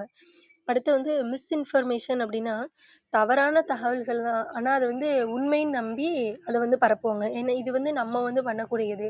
ஏதோ ஒரு மெசேஜ் நம்மளுக்கு வந்து வந்திருக்கும். அதுல வந்து இப்ப தமிழ்நாடு கவர்மெண்ட் வந்து எல்லாத்துக்கும் ரூ. 5000 எல்லா ரேஷன் கார்டுக்கும் குடுக்குறாங்க அப்படின்னு சொல்லி ஒரு கீழ ஒரு லிங்க் வந்திருக்கும்னா, அந்த லிங்க்க வந்து நீங்க வந்து உடனே ஃபில் பண்ணி அனுப்புங்க அப்படின்னு சொல்லி அதுல குடுத்துருப்பாங்க. நம்மளும் வந்து சரி கவர்மெண்ட்ல இருந்து தானே வந்திருக்கு அப்படின்னு நினைச்சுட்டு, உடனே அந்த லிங்க்க தொடுவோம். அதுல எல்லா டீட்டெயிலும் பேங்க் டீட்டெயில் எல்லாமே கேட்டிருப்பாங்க. எல்லா டீட்டெயிலும் நம்மளும் ஃபில் பண்ணிருவோம். அத நம்ம மட்டும் ஃபில் பண்ணாம, நம்ம கூட இருக்கவங்க எல்லாத்தையும் ஃபில் பண்ண சொல்லி, எல்லாத்துக்கும் ஸ்டேட்டஸ்லலாம் வச்சு எல்லாமே அனுப்பிருவோம். WhatsAppல அனுப்பி, எல்லாத்துலயும் அனுப்பி, எல்லாத்தையும் ஃபில் பண்ண வச்சுருவோம். ஆனா இது பார்த்தீங்கன்னா, ஃபேக் நியூஸா இருக்கும். யாரோ ஒருத்தவங்க வந்து திருடி, நம்மளுடைய அக்கவுண்ட்ல இருக்க எல்லா பணத்தையும் வந்து எடுத்துட்டு போயிருவாங்க. அதனால வந்து இந்த தவறான தகவல் தான். அது வந்து நம்மளுக்கு வந்து தெரியாது. அது வந்து ஏதோ உண்மையா இருக்குமோன்னு நெனச்சு நம்ம வந்து பரப்பிருவோம். இது வந்து மிஸ்இன்ஃபர்மேஷன் அப்படின்னு சொல்லக்கூடியது. அடுத்து வந்து மிஸ்லீடிங் இன்ஃபர்மேஷன். உண்மையான தகவலா இருக்கும். ஆனா அது வந்து பொய்யா திரிச்சு அத வந்து அனுப்பிருவாங்க. இது வந்து மிஸ்லீடிங் இன்ஃபர்மேஷன் அப்படின்னு வந்து சொல்லுவாங்க. இப்படி வரக்கூடிய இந்த பொய்யான தகவல்கள் எல்லாமே வந்து எந்த மாதிரி வரும் அப்படின்னு பார்த்தீங்கன்னா, ஒண்ணு வந்து டெக்ஸ்ட் மெசேஜா வரும். நம்மளுக்கு வந்து டைப் பண்ணி அந்த எழுத்துக்கள் மூலமா WhatsAppல அது வந்து அதிகமா வரும். இந்த மாதிரி வரக்கூடியது வந்து டெக்ஸ்ட் மெசேஜா வரும். அடுத்து வந்து ஃபோட்டோஸ் மூலமா நம்மளுக்கு வந்து தவறான தகவல்கள் எல்லாம் பரவும். பொய்யான தகவல்கள். அடுத்து வீடியோஸ் மூலமா வீடியோஸ் கூட வந்து ரொம்ப வந்து அதிகமா தான் ரொம்ப ரேரா தான் இருக்கும் வீடியோஸ் மூலமா வர்றது. அதிகம் வந்து இந்த டெக்ஸ்ட் மூலமா தான் வந்து வரும். இப்படி வரக்கூடியது எல்லா பொய்யான தகவல்கள நம்ம வந்து எப்படி கண்டுபிடிக்கிறது அப்படின்னு பார்த்தீங்கன்னா, இப்ப வந்து நமக்கு தமிழ்நாடு கவர்மெண்ட்லேருந்து ஏதோ ஒரு பணம் குடுக்குறாங்க அப்படின்னா, நீங்க இப்படி வர்றது எதையும் வந்து பாருங்க. பார்த்துட்டு நம்ம தமிழ்நாடு கவர்மெண்ட்டுக்குன்னு சொல்லி ஒரு அஃபிஷியல் வெப்சைட் இருக்கும். PNGOV.in அப்படின்னு சொல்லி எல்லா ஆஃபீஸுக்குமே, எல்லா கவர்மெண்ட் இதுக்குமே வந்து தனித்தனியா ஒரு வெப்சைட் வந்து வச்சிருப்பாங்க. அந்த வெப்சைட்ல நீங்க போயி அனௌன்ஸ்மென்ட் நியூவா எதுவும் பண்ணியிருக்காங்களா? என்ன ஸ்கீம் பண்ணியிருக்காங்க? அதுக்கு வந்து யார் யாரெல்லாம் வந்து தகுதியானவங்க? என்னென்னலாம் வச்சு அப்ளை பண்ணணும்? எல்லா டீட்டெயிலும் அந்த அஃபிஷியல் வெப்சைட்லயும் கண்டிப்பா வந்து வெளியிட்டிருப்பாங்க. அத நம்ம வந்து முதல்ல செக் பண்ணி பார்க்கணும். அதுக்கப்புறமா தான் நம்ம வந்து இந்த எந்த லிங்க்கா இருந்தாலும் அத தொட்டு, அதுக்குள்ள நம்ம வந்து போய் பார்க்கணும். அதுக்கப்புறம் இப்ப ஏதாவது ஒரு நியூஸ்ல நமக்கு வருது அப்படின்னா, அந்த நியூஸே உண்மையா அப்படின்னு நம்ம வந்து செக் பண்ணி பார்க்கணும். அப்ப கரெக்ட்டான நியூஸு அந்த நியூஸ் சேனல்ல பார்த்து, அதுக்கு தகுந்த மாரி நம்ம வந்து செக் பண்ணி அத வந்து கண்டுபிடிச்சுக்கணும். அதுக்கப்புறம் வந்து நம்மள்ட்ட எல்லாத்துக்கிட்டயும் வந்து ஆண்ட்ராய்டு மொபைலு எல்லாத்துக்கிட்டயும் வந்து ஸ்மார்ட் ஃபோன் வந்து வந்துருச்சு. அப்ப இங்க வரக்கூடிய இந்த ஸ்மார்ட் ஃபோன்ல கூகுள்னு ஒரு ஆப்ஷன் இருக்கும். கண்டிப்பா எல்லாத்தோட மொபைல்லயும் இருக்கும். அந்த கூகுள்ல பார்த்தீங்கன்னா, சர்ச் பட்டன் பக்கத்துல ஒரு லென்ஸ் மாரி ஒரு ஆப்ஷன் வந்து வச்சிருப்பாங்க.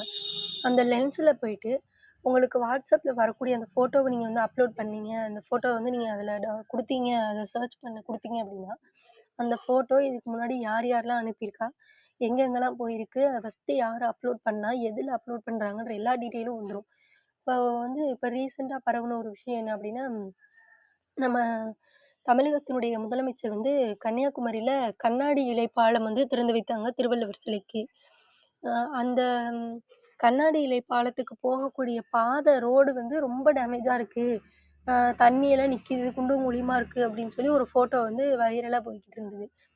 அந்த ஃபோட்டோவ வந்து இந்த மாரி இமேஜ்ல லென்ஸ்ல போயிட்டு போட்டு பார்த்தாங்க. அப்படி போட்டு பார்க்கும்பொழுது, அந்த ஃபோட்டோ வந்து எப்ப எடுத்தது அப்படின்னா 2016ல ஒடிஷா மாநிலத்தில ஏதோ ஒரு ரோடு வந்து டேமேஜா இருக்குன்னு சொல்லி மனு குடுக்கறதுக்காக அந்த ஃபோட்டோ வந்து எடுத்து போட்டிருந்திருக்காங்க. 2016ல ஒடிஷால எடுத்த ஃபோட்டோவ, இப்ப 2025ல இங்க தமிழ்நாட்டுல நடந்த மாரி வந்து கொண்டு வந்து அந்த ஃபோட்டோவ போட்டுட்டு இருக்காங்க. அப்ப இது வந்து ஃபேக் நியூஸு. நம்ம வந்து அந்த மாரி இமேஜ வந்து போட்டு, நம்ம கரெக்ட்டா வந்து பார்த்துக்கணும். அடுத்து பார்த்தீங்கன்னா, உங்கள்ல வந்து அந்த அந்த பிடிஎஃப்ல வந்து 6வதா பாருங்க ஒரு பிக்சர் வந்து இருக்கும். இந்த ஸ்கூலுக்கெல்லாம் வந்து holiday, half day leave, full day leave இந்த மாரிலாம் வந்து நம்மளுக்கு வந்து நியூஸ்ல வரும். மழை பெய்யும்போது நம்ம வந்து இந்த மாரி நியூஸ் தான் அதிக அளவுல வந்து பார்ப்போம் இல்லைங்களா? அப்படி பார்க்கும் பொழுது, அதுல செய்தி உண்மையான அஃபிஷியலான செய்திகள் அப்படின்னா, அதுல இருக்கக்கூடிய எல்லா எழுத்தும் வந்து ஒரே அளவுல தான் இருக்கும். பெரிய எழுத்துனா எல்லா எழுத்தும் பெரிய அளவுல தான் இருக்கும். சின்ன எழுத்துனா எல்லா எழுத்தும் சின்ன அளவுல தான் இருக்கும்.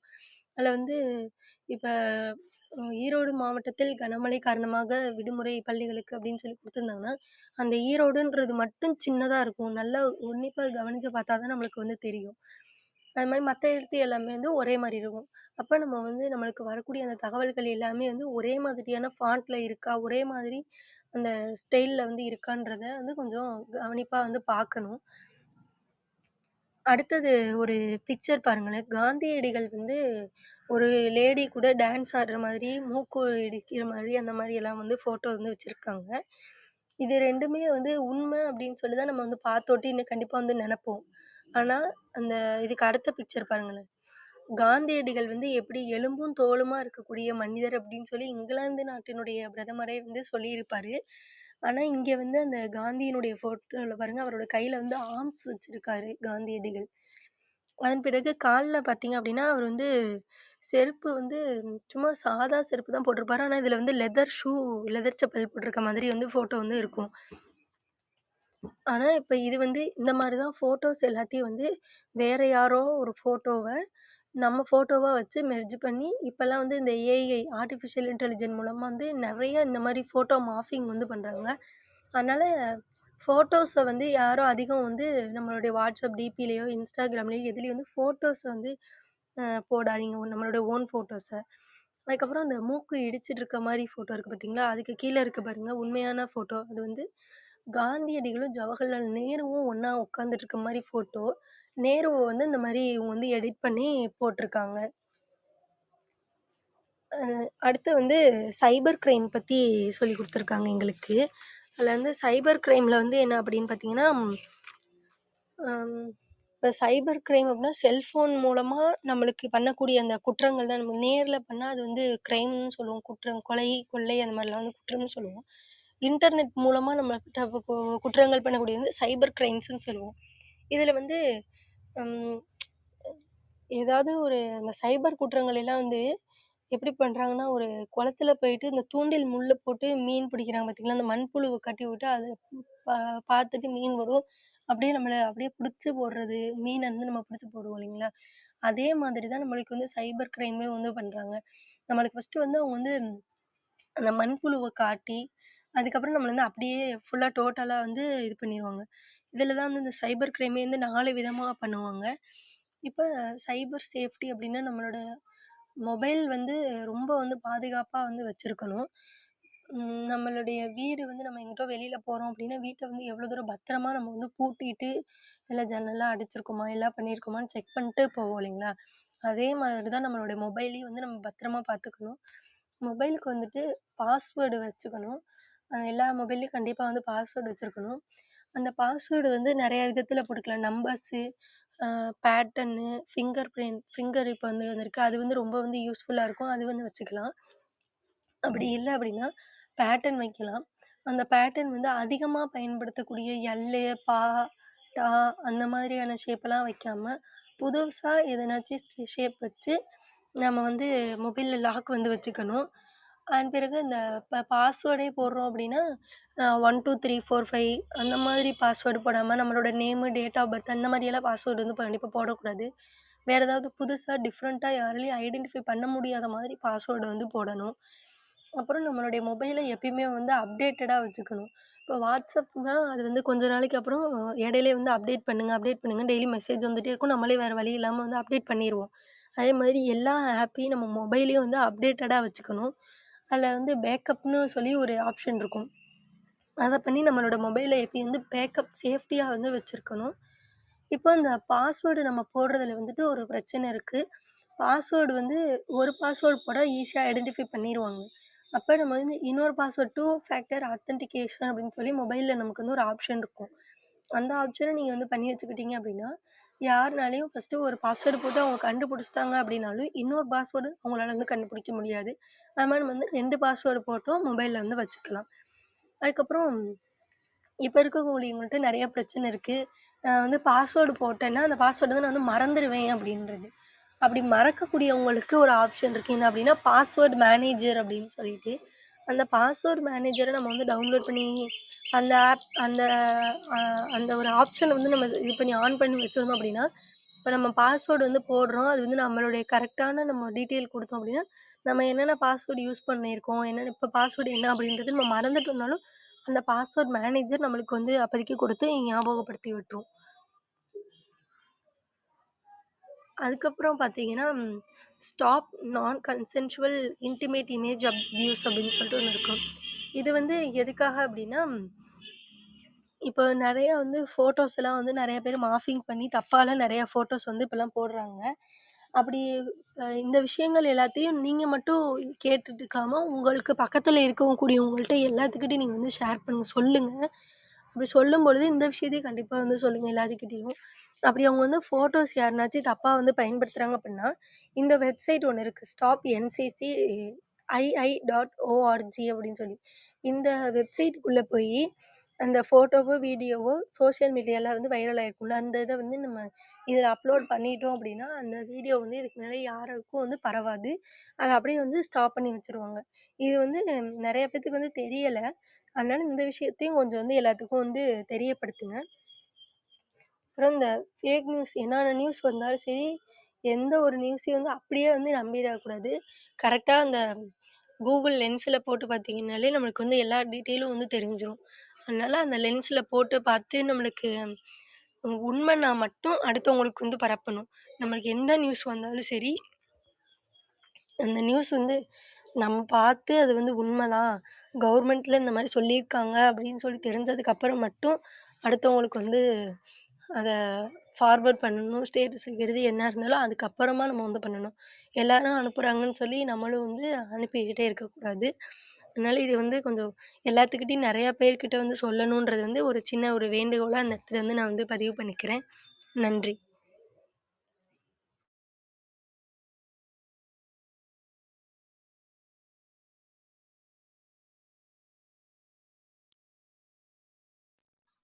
நன்றிங்கம்மா. மிகவும் சிறப்பான ஒரு பகிர்தலை, ஆ நற்பண்புகள் குறித்த ஒரு அற்புதமான பார்வையினை அதிகாலை அன்பு பரிசாக வழங்கினீர்கள். நிறைய ஆ எளிய உதாரணங்களோடு எளிமையாக புரிந்து கொள்ளும் அளவிற்கு வெகு சிறப்பாக உங்களது பகிர்தல்களை இன்று எங்களோடு பகிர்ந்து கொண்ட தருணங்களுக்காக சொல்லரங்க சொந்தங்களாகிய அன்பு நண்பர்கள் ஒவ்வொருவருடனும் இணைந்து சரித்திரம் படைப்போம் தளம் தங்களுக்கு மனம் நிறைந்த நன்றிகளையும் வாழ்த்துக்களையும் பாராட்டுகளையும் பகிர்ந்து கொள்வதில் பெருமகிழ்வு கொள்கின்றது. அன்பிற்கினிய நண்பர்களே, நாம் அனைவரும் இணைந்திருப்பது சரித்திரம் படைப்போம் தளம். ஒவ்வொரு வாரமும் ஒவ்வொரு தொகுப்பு, ஒவ்வொரு நாளும் ஒவ்வொரு தலைப்பு, வார இறுதியில் சிறப்பு விருந்தினரின் அழைப்பு, ஞாயிறுதோறும் நமக்கே நமக்கான விடுப்பு என்ற அடிப்படையில் நமது தளம் இயங்கி வருகின்றது. அவ்வரிசையில் இந்த வாரம் முழுக்க நாம் பணுவல் என்ற ஒரு அற்புதமான தொகுப்பின் கீழ் நமது சிந்தனைகளை செழுமைப்படுத்தி வருகின்றோம். இந்த பணுவல் தொகுப்பில் இன்று நற்பண்புகள் என்ற ஒரு அருமையான தலைப்பின் கீழ் அன்பு சகோதரி கவிஞர் மு சௌந்தரி அவர்கள் அற்புதமான சிறப்புரையை அதிகாலை அன்பு பரிசாக நமக்கு வழங்கினார்கள். நாளை மகளிர் தின மாதத்தை கொண்டாடும் இந்த வரிசையில் பார்வதி அவர்களுடைய வாழ்வியல் அனுபவங்கள் மற்றும் நேர்காணல் நிகழ்விற்குள் நாம் பயணிக்க இருக்கின்றோம். ஒவ்வொரு நாள் நிகழ்வுகளிலும் சரித்திரம் படைப்போம் தளத்தோடு இணைந்து பயணிக்கவும், நமது வாழ்வியல் வழித்தடங்களை இன்னும் வளமைப்படுத்திக் கொள்ளவும் அன்புடன் அழைக்கின்றோம். இப்பொழுது நிகழ்வின் நெறியாளுமையை தொடரவும் முதன்மை கருத்தினை வழங்கிடவும் அன்பு தோழர் கற்பகவல்லி அவர்களை அன்புடன் அழைக்கின்றோம். நன்றி. நன்றிங்க தோழர். அனைவருக்கும் வணக்கம். இன்றைக்கு சௌந்தர்யா அவர்கள் நற்பண்புகள் அப்படிங்கிற தலைப்புல ரொம்ப அழகா தன்னுடைய கருத்துக்களை பகிர்ந்திருக்காங்க. நற்பண்புகள் கொண்டவர்களை மட்டும்தான் நம்ம எப்பவுமே நினைவில் வச்சிருக்கோம். காந்தியடிகளை பத்தி நிறைய கருத்துக்கள் பகிர்ந்துக்கிட்டாங்க. அவரு சின்ன வயசுல காப்பி அடிக்கும் போது, இல்ல நிறைய பேர் காப்பி அடிச்சிட்டு இருக்கும் போது அவர் காப்பி அடிக்கல, மற்றவர்களை பார்த்து எழுதல. அப்படிங்கும்போது அந்த ஆசிரியர் கூட சொல்றாங்க பார்த்து எழுத சொல்லி, ஆனா அவர் அதை பண்ணல. நீதிமன்றத்திலையும் பார்த்தோம்னா அவர் தன்னுடைய அவர் கிளையண்ட்டுக்காக வாதாடாம நேர்மைக்காக வாதாடுறாரு. இப்படியான நற்பண்புகள்னாலதான் நம்ம இன்னைக்கும் காந்தியை பத்தி நம்ம நினைவில் வச்சிருக்கோம். அடுத்ததாக ஒரு சிறிய கதை. அதன் மூலமாக ஒருவன் எப்படி அவசரப்படாம இருக்கணும், கோவப்படாம இருக்கணும், குறுக்கு வழியில போகாம இருக்கணும், இந்த மாதிரியான நற்பண்புகள்னால அவன் உயிர் எப்படி காப்பாற்றப்படுகிறது, குடும்பத்தில் எப்படி நிம்மதியாக இருக்கிறான் அப்படிங்கிறத பத்தி பகிர்ந்துகிட்டாங்க. கோபத்திலும் வலியிலும் எந்த முடிவும் நம்ம எடுக்கக்கூடாது. மன ஆறுதல் கொடுக்கணும். யாருக்காக இருந்தாலும் நண்பர்கள், உறவினர்களுக்கு நம்ம முடிந்த அளவு மன ஆறுதலை கொடுக்க வேண்டும். தெரியாத விஷயங்கள நம்ம ஒப்புக்கொள்ள வேண்டும். அறிமுகம் இல்லாத நபர்களுக்கும் நாம் உதவி செய்ய வேண்டும். அனுபவம் பெற்றவர்களிடமிருந்து நாம் நிறைய பாடங்களை கற்றுக்கொள்ள வேண்டும். புதிய புதிய விஷயங்களை கற்றுக்கொள்வதற்கு நாம் தயாராக இருக்க வேண்டும். நன்றியுணர்வுடன் இருக்க வேண்டும். எப்போதும் நேரம் என்பது மிகவும் முக்கியம். அதை திட்டமிட்டு நம்முடைய நேரத்தை நாம் உபயோகமாக பயணிக்க வேண்டும். அடுத்ததாக ஒரு மருத்துவமனை பத்தின ஒரு கதை. ஒரு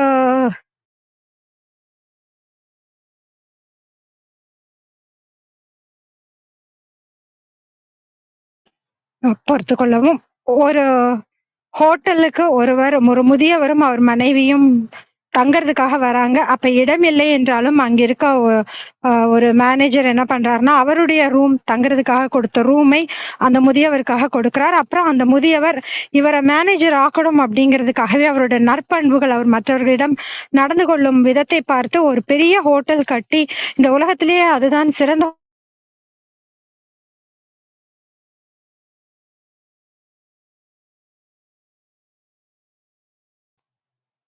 பொறுத்துக்கொள்ளவும். அடிக்கடி நான் கிளப் ஹவுஸ்ல இருந்து வெளியே போற மாதிரி இருக்கு. பொறுத்துக்கொள்ளவும். சிறந்த ஹோட்டல் அப்படின்னு சொல்லி அதுல மேனேஜராக ஒரு உத்தியோகம் கொடுக்கிறாரு. அப்ப நம்ம நற்பண்புகள் அப்படிங்கிறது இன்னைக்குனாலும் என்னைக்கும் நமக்கு அது பலனை கொடுக்கும். இன்னொரு கதையில பார்த்தோம்னா, ஒரு மருத்துவர் ஒரு பேஷண்ட்டுக்கு பணமே வாங்காம அவரு ட்ரீட்மெண்ட் கொடுக்குறாரு. கடைசியில அந்த பணம் 5 லட்சத்துக்கு மேல இருக்கும் அப்படிங்கும்போது, அந்த தொகைக்கான பில்லை கடவுள் கணக்கிலிருந்து பணம் செலுத்தப்பட்டது அப்படின்னு சொல்லி அந்த பில்லுல எழுதியிருக்கு. ஏன்னா சின்ன வயசுல சில வருடங்களுக்கு முன்னாடி அந்த நோயாளி அந்த மருத்துவருக்கு செய்த உதவிக்காக அந்த மருத்துவர் அதற்கப்புறம் அந்த நற்பண்பை பார்த்துட்டு நாமளும் மற்றவர்களுக்கு உதவணும் அப்படிங்கறதுக்காக ஒரு மருத்துவமனை கட்டி அதன் மூலம் நிறைய பேருக்கு சேவையாற்றி கொண்டு வருகிறார். இதனால் நம்மளுடைய நற்பண்பு மற்றவர்களையும் மாற்றும். அதே போல வெளித்தோற்றம் அப்படிங்கிறதும் நமக்கு ரொம்ப முக்கியம். நம்மளுடைய நற்பண்புகளோட சேர்ந்து நம்ம வெளியில எந்த அளவுக்கு நம்மளை காமிச்சுக்கிறதும் முக்கியம். நேர்மையாக இருப்பது இது எல்லாமே மிகவும் முக்கியம். இந்த மாதிரியான நற்பண்புகளோட நம்ம இருக்கும்போது அது நம்மை உயர்வான இடத்திற்கு கொண்டு செல்லும் அப்படின்னு சொல்லி சௌந்தர்யா அவர்கள் தன்னுடைய உரையை நிறைவு செய்தாங்க. அதோட இப்போ சமீபத்துல ஒரு பயிற்சி பட்டறையில கலந்துகிட்டேன் அப்படின்னு சொல்லிட்டு அதுல நம்ம பார்க்காதவங்க இது வரைக்கும் அந்த மேல லிங்க்ல PDF இருக்கு. அதை நம்ம பார்த்தா தெரியும். அதுல எப்படி திட்டமிட்டு தவறான செய்திகள் பரப்பப்படுகிறது அப்படிங்கிறதும், அந்த தவறான செய்தின்னு தெரியாம நம்மளும் அதுல மிஸ்இன்ஃபர்மேஷன் அப்படின்னு சொல்றோம். டிஸ்இன்ஃபர்மேஷன் அப்படிங்கிறது வேண்டுமென்றே பரப்பப்படுவது. மிஸ்இன்ஃபர்மேஷன் அப்படிங்கிறது ஒரு தவறான செய்தின்னு தெரியாம இது உண்மையா இருக்கும்னு சொல்லிட்டு நம்மளே ஃபார்வர்ட் பண்ணுவோம். அந்த மாதிரியான செய்திகள் இருக்கு. மிஸ்லீடிங் இன்ஃபர்மேஷன் அப்படிங்கிறது இருக்கு.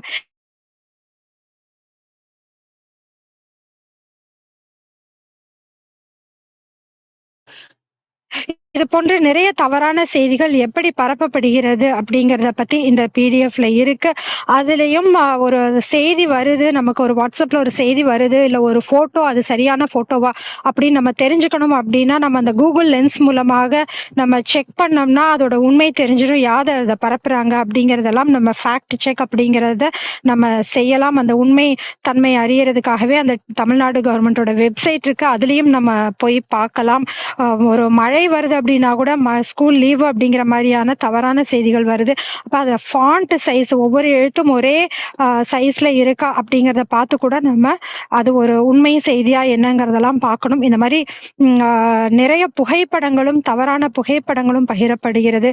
இதனால பல பேருடைய வாழ்க்கையில இருக்கிற பிரச்சனைகளும் உண்டாகுது. அந்த மாரி தலைவர்கள் முதற்கொண்டு சாதாரண மனிதர்கள் வரை நம்ம ஒரு ஃபோட்டோஸ் ஷேர் பண்றதுனால வர பிரச்சனைகள், நம்மளோட ஃபோட்டோவ நம்ம ஒரு சோஷியல் மீடியால ஷேர் பண்றதுக்கு முன்னாடி யோசிக்கணும். முடிந்த அளவு வைக்காம இருக்கணும். அதேபோல மொபைல எந்த அளவுக்கு சேஃபா பாஸ்வேர்ட் வச்சுக்கணும். 2 பாஸ்வேர்டோ இல்ல அந்த ஃபிங்கர் பிரிண்டோ அந்த மாதிரியாக நம்ம ரொம்ப மொபைலையும் ரொம்ப ரொம்ப சேஃபா வச்சுக்கணும். இந்த மாரி நிறைய நம்ம இன்றைக்கு தேவையான இந்த சோஷியல் மீடியா, டிஜிட்டல் வேர்ல்ட் அப்படின்னு சொல்றோம்.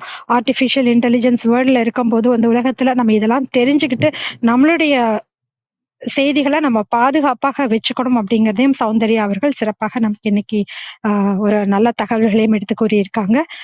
அனைவர் சார்பாகவும் சரித்திரம் படைப்போம் தளம் சார்பாகவும் சௌந்தர்யா அவர்களுக்கு மனமார்ந்த நன்றி. விஜயகுமாரி அம்மா வணக்கம், நீங்க பேசலாம். வாழ்க வையகம், வாழ்க வையகம், வாழ்க வளமுடன். குருவாழ்க, குருவே துணை. சரித்திரம் படைப்போம் தளத்திற்கு நன்றி. அதை எடுத்து தினந்தோறும் சரித்திரம் படைத்து கொண்டிருக்கும் கருணை உள்ளம் ஆரோக்கிய பிரிட்டா ஐயா அவர்களுக்கு பல கோடி நன்றிகள். அதில் நடைபெற்று கொண்டிருக்கும் சிந்தனை சிற்பி கற்பகவல்லி அம்மா அவர்களுக்கும் மனமார்ந்த நன்றிகளும் வாழ்த்துக்களும். அதில் நடைபெற்று கொண்டிருக்கும் ரேவதி அம்மா, சித்திரம் வடிக்கும் வேல்ராஜ் ஐயா அனைவருக்கும் நன்றிகள். அதில் இன்று நமக்கெல்லாம் பெரிய கருத்துக்களை முன்வைத்த சௌந்தர்யா அம்மா அவர்களுக்கும் மனமார்ந்த நன்றிகள். மற்றும் நம் குழுவில் குழுமி இருக்கும் அனைத்து அன்பு உள்ளங்களுக்கும் மனமார்ந்த நன்றிகளும் வாழ்த்துக்களும். வாங்க வாழ்த்து பயனுக்கு போயிடலாம். அமைதியாக உட்காந்து கண்களை முடிக்குவோம்.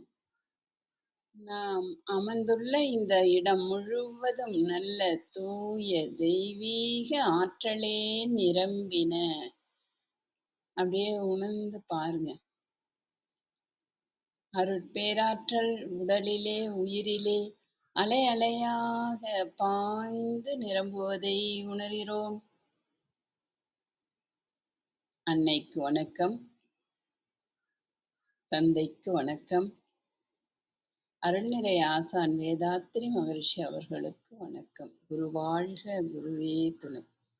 அருட்பேராற்றல் இரவும் பகலும் எல்லா நேரங்களிலும் எல்லா இடங்களிலும் எல்லா தொழில்களிலும் உறுதுணையாகவும் பாதுகாப்பாகவும் வழிநடத்தியாகவும் அமையுமாக. வாழ்க வளமுடன், வாழ்க வளமுடன், வாழ்க வளமுடன். அருட்பேராற்றல் கருணையினால் இங்குள்ள அனைவரும் நல்ல உடல் நலம், நீல ஆயுள், நிறை செல்வம், உயர் புகழ், மெய்ஞானம் பெற்று சிறந்தோங்கி வாழ எல்லாம் வல்ல இறைநிலையோடு இணைந்து வாழ்த்தி மகிழ்கின்றேன். வாழ்க வளமுடன், வாழ்க வளமுடன், வாழ்க வளமுடன். இறையாற்றலே பக்கத்துணையாகவும் பக்க பலமாகவும் இருந்து வழி நடத்துவாராக. நன்றிகள் அம்மா. நிறைய கருத்துக்களை முன் வச்சிங்க. இந்த கதை அனுபவம் மிக அற்புதமா இருந்தது. எப்படி கோவப்படாம ஹேண்டில் பண்ணணும் அப்படின்னுலாம் சொன்னீங்க. நாம செய்யும் உதவிகள் அந்த நற்பண்புகளாக எப்படி மாறும் அப்படிங்கிற விஷயத்தையும் நல்லா எடுத்து சொன்னீங்கம்மா. நன்றி. நான் அடுத்தவருக்கு செய்யும் உதவிகள் பல மடங்காக மாறி நாம் கஷ்டப்படும் நேரத்தில் யாரோ உதவி செய்வார்கள். இதுதான் இறைவன் நமக்கு எந்த ரூபத்திலும் உதவுவார் என்று இந்த கதை மூலம் தெரிந்து கொண்டோம். ரொம்ப அற்புதமா இருந்தது. இலக்குகளை உயர்வா வைக்கணும், சின்னதா வைக்கக்கூடாது, பெருசா நினைக்கணும், ஃப்ளைட்ல போற மாதிரி நினைக்கணும், அப்பதான் இந்த ட்ரெயின்ல போக முடியும்னு சொன்னீங்க. மிக அருமையான கருத்துமா. அப்படிதான் நிறைவா நினைக்கணும்.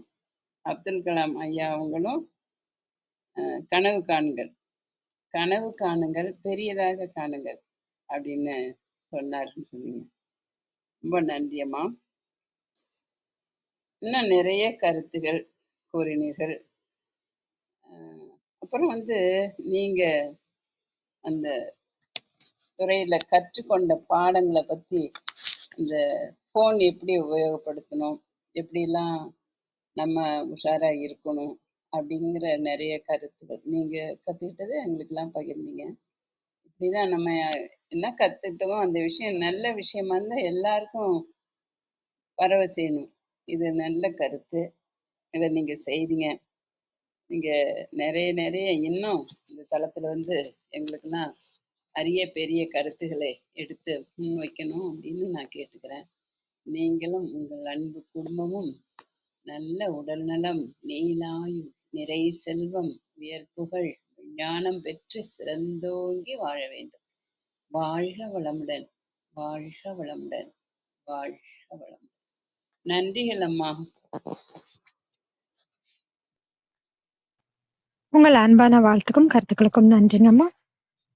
முகை பொன் ரமேஷ் சார் வணக்கம், நீங்க பேசலாம். அனைவருக்கும் இனிய காலை வணக்கம். மிகவும் அற்புதமான ஒரு உரை. ஒவ்வொரு உரையில எனக்கு மிகவும் பிடித்த விஷயம் அவங்களோட மொழி நடை ரொம்ப சிறப்பாக இருந்தது. வாழ்த்துக்கள் சௌந்தர்யா. அடுத்ததாக நமக்கு இந்த நற்பண்புகள் அப்படின்னு வரும்போது என்னென்ன நற்பண்புகள் எல்லாம் நமக்கு வந்து பொதுவா உடல் மொழியிலும் சரி, வாய்மொழியிலும் சரி, உள்ள மொழியிலும் சரி எவ்வாறெல்லாம் இருக்கணும், எவ்வாறெல்லாம் இருந்தால் நமது சிந்தனை சீர்படும். அதற்கடுத்ததாக நாம சிந்தனை சீர்படும் போது நம்மளுக்கான பழக்க வழக்கங்கள் அதன் மூலமாக உருவாக்கப்படும் அப்படிங்கிறதையும் நல்ல நல்ல உதாரணங்களோடு குறிப்பிட்டது வந்து ரொம்ப சிறப்பாக இருக்கு. அடுத்து பார்த்தோம் அப்படின்னா நம்மளுடைய செயல்பாடுகள் இந்த பிறருக்கு பயனுள்ளதாக இருக்கும்போது அது ஏதோ ஒரு நாள் நமக்கு நாம் பிறருக்கு செய்யக்கூடிய உதவி ஏதோ ஒரு நாள் நமக்கு மிகப்பெரிய உதவியாக வந்து சேரும் அப்படிங்கிறத ரொம்ப தெளிவா ஒரு நிகழ்வின் மூலமாக குறிப்பிட்டிருந்தாங்க. இதைதான் நம்ம ஈர்ப்பு விதியிலேயே நம்ம சொல்லுவோம். அதாவது நாம எதை வெளியில கொடுக்குறோமோ அது பன்மடங்காக பெருகி நமக்கு கிடைக்கும் அப்படிங்கிற ஒண்ணு. அதே போன்று இன்றைய தேவை அந்த ஒழுக்க நடைமுறைகள்ல ஒரு நம்மளுடைய முடி திருத்தமாக இருக்கட்டும், ஒரு நம்மளுடைய உடல் மொழியாக இருக்கட்டும், நம்மளுடைய உடல் அமைப்பை வந்து எவ்வாறு வச்சுக்கிறது அப்படிங்கிற ஒரு விஷயம் இருக்கு. நம்ம என்ன நினைக்கிறோம் அப்படின்னா ஒரு குறிப்பிட்ட வயது வரை நம்மளோட உடலை வந்து பார்த்துக்கிறதுல ஒரு சேஃபா வச்சுக்கிறதுல ரொம்ப கவனமா இருக்கும். அதுக்கப்புறம் வந்து எனக்கு தான் வயசாயிருச்சு அப்படிங்கிற மாதிரி கடந்து நம்ம போகக்கூடிய நிலையெல்லாம் இருக்கு. அவ்வாறு இல்லாம நம்ம என்றும் இளமையாக நம்ம எப்படி நம்மளுடைய உடலை வச்சுக்கிறது, புறத்தோட்டத்தில் மட்டுமல்லாமல் ஆரோக்கியமாகவும் எவ்வாறு வச்சுக்கிறது அப்படிங்கிற ஒரு விஷயம் இருக்கு. இப்ப நாங்க ஆசிரியர் அப்படிங்கிற ஒரு ஒரு விஷயத்தை நம்ம எடுத்துட்டு போகும்போது ஒரு பள்ளிக்கு நம்ம போறோம் அப்படின்னா மாணவர்கள் வந்து நம்மளோட வெறும் நாலேஜ் மட்டும்தான் அவங்க பாக்குறது இல்லை. அவங்க நம்ம சொல்லக்கூடிய விஷயம் வந்து அவங்களுக்கு போய் ரீச் ஆகணும் அப்படின்னா என்னுடைய உடல் மொழி சிறப்பா இருக்கணும். எந்த அளவுக்கு எனது வாய்மொழி சிறப்பாக இருக்கணும்னு நான் நினைக்கிறேனோ அதே மாதிரி எனது உடல் மொழி சிறப்பா இருக்கணும். எனது உடைகள் சீராக இருக்கணும். இப்ப நானே ஒரு செயினே நான் போடுறேன் அப்படின்னா அது வந்து ஒரு நாகரிகமாக இருக்கணும். என்னுடைய சிகை அலங்காரம் நாகரிகமாக இருக்கணும். அப்ப இந்த மாதிரியான விஷயங்கள்லாம் இருந்தா மட்டும்தான் அது வந்து அவங்க கிட்ட போய் அது சேரும், அவங்க கவனிப்பாங்க.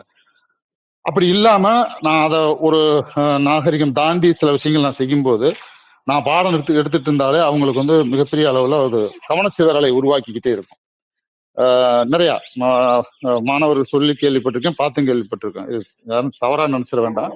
சில ஆசிரியர்கள் போடக்கூடிய அந்த நகைகளே மாணவர்களுக்கு கவனச்சிதறலை ஏற்படுத்துது.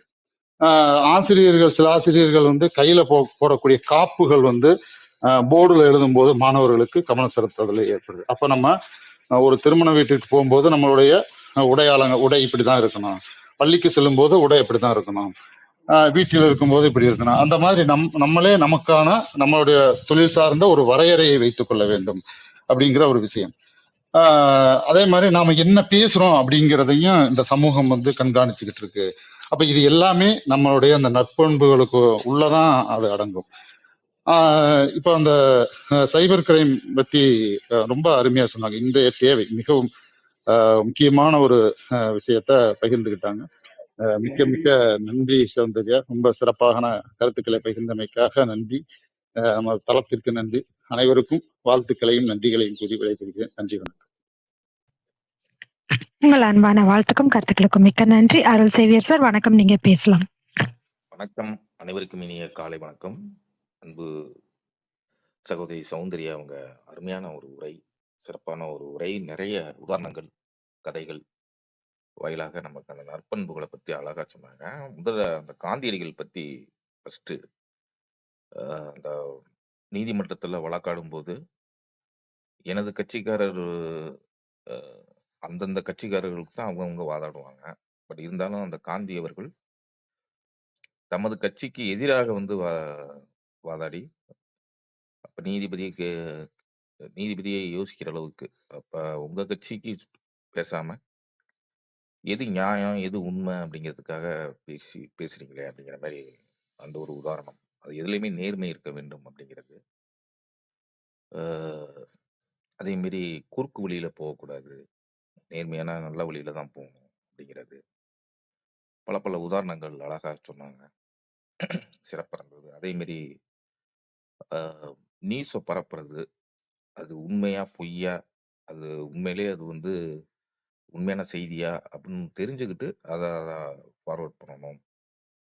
நம்ம வந்து உடனே டக்குன்னு ஆர்வக்கூடாதுல, அப்படி இப்படின்னு பண்ணாம அது உண்மை நிலை என்னன்னு தெரிஞ்சுட்டு அது உண்மையான செய்தினா அதை நம்ம ஃபார்வர்ட் பண்ணணும். நம்ம எந்த ஃபேக்கையும் வந்து என்கரேஜ் பண்ணக்கூடாது, அது பல விளைவுகளை வந்து ஏற்படுத்தும் அப்படிங்கிற ஒரு நிறைய விஷயம் சொன்னாங்க. நிறைய வாழ்த்துக்கள் சௌந்தர்யா. எனக்கு ஒரு இந்த நற்பண்புகள் என்பது நான் ஒரு வாட்ஸ்அப்ல ஒரு செய்தி வந்தது. அதாவது அதுல சில இது வந்து சொல்ல முடியாத ஒரு பண்புகளாகவும் இருக்கலாம். இப்ப அதுல ஒரு எடுத்துக்காட்டுக்கா, ஒருத்தர் தொடர்ச்சியா 2 முறை ஃபோன் பண்ணிக்கிட்டே இருக்காரு.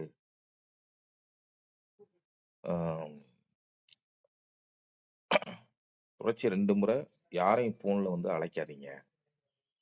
ஏன்னா அவங்க ஏதாவது முக்கியமான வேலையா இருக்கலாம், அது பேச முடியாத சூழ்நிலையா இருக்கலாம். இப்படி கண்டினியூஸா அடிச்சுக்கிட்டே இருக்குது, அது பண்ணாதீங்க அப்படிங்கிறது. அப்புறம் யாராவது நான் திருப்பி தர்றேன், உங்கள்கிட்ட பணம் வந்து பணம் யாராவது கேட்குறாங்க அப்படின்னா திருப்பி தரேன் அப்படின்னு சொன்னாங்கன்னா, இது திரும்ப வருமா வராதா அப்படின்னு முடிவு ஃபர்ஸ்ட் முன்னாடியே எடுத்துருங்க.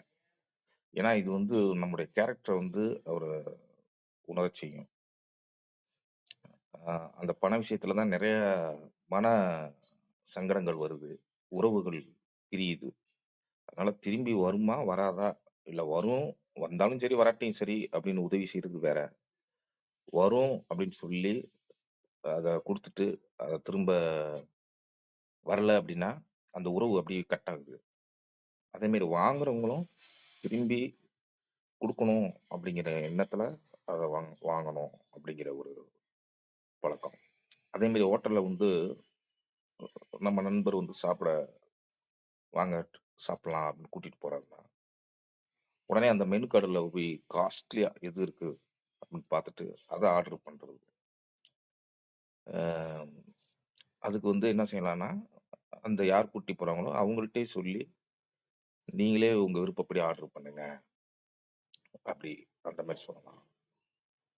அப்புறம் ஒருத்தருக்கு வயசாயிடுச்சு, கல்யாணமே ஆகலை அப்படின்னா அவங்கள்ட்ட போயிட்டு இன்னும் கல்யாணம் ஆகலையா, அப்புறம் குழந்தை இல்லைன்னா உங்களுக்கு என்ன இன்னும் குழந்தை இல்லையா, என்ன சொந்த வீடு வாங்கலையா, ஏன் கார் வாங்கலையா, ஏன் பைக் வாங்கலையா அப்படின்லாம் வந்து கேட்கக்கூடாது அனாவசியமா அப்படிங்கிறது. அப்புறம் சின்ன சின்ன விஷயம்தான். இப்போ ஒரு லிஃப்ட்ல போகிறோம், லிஃப்ட்ல போகும்போது பின்னால் வந்து ஆணோ பெண்ணோ இல்லை சிறியவரோ பெரியவரோ அவங்க வரும் மூடாம பிடித்திருப்பது, அது ஒரு நல்ல ஒரு பழக்கம். இந்த மாதிரி சின்ன சின்ன விஷயங்கள் தான்.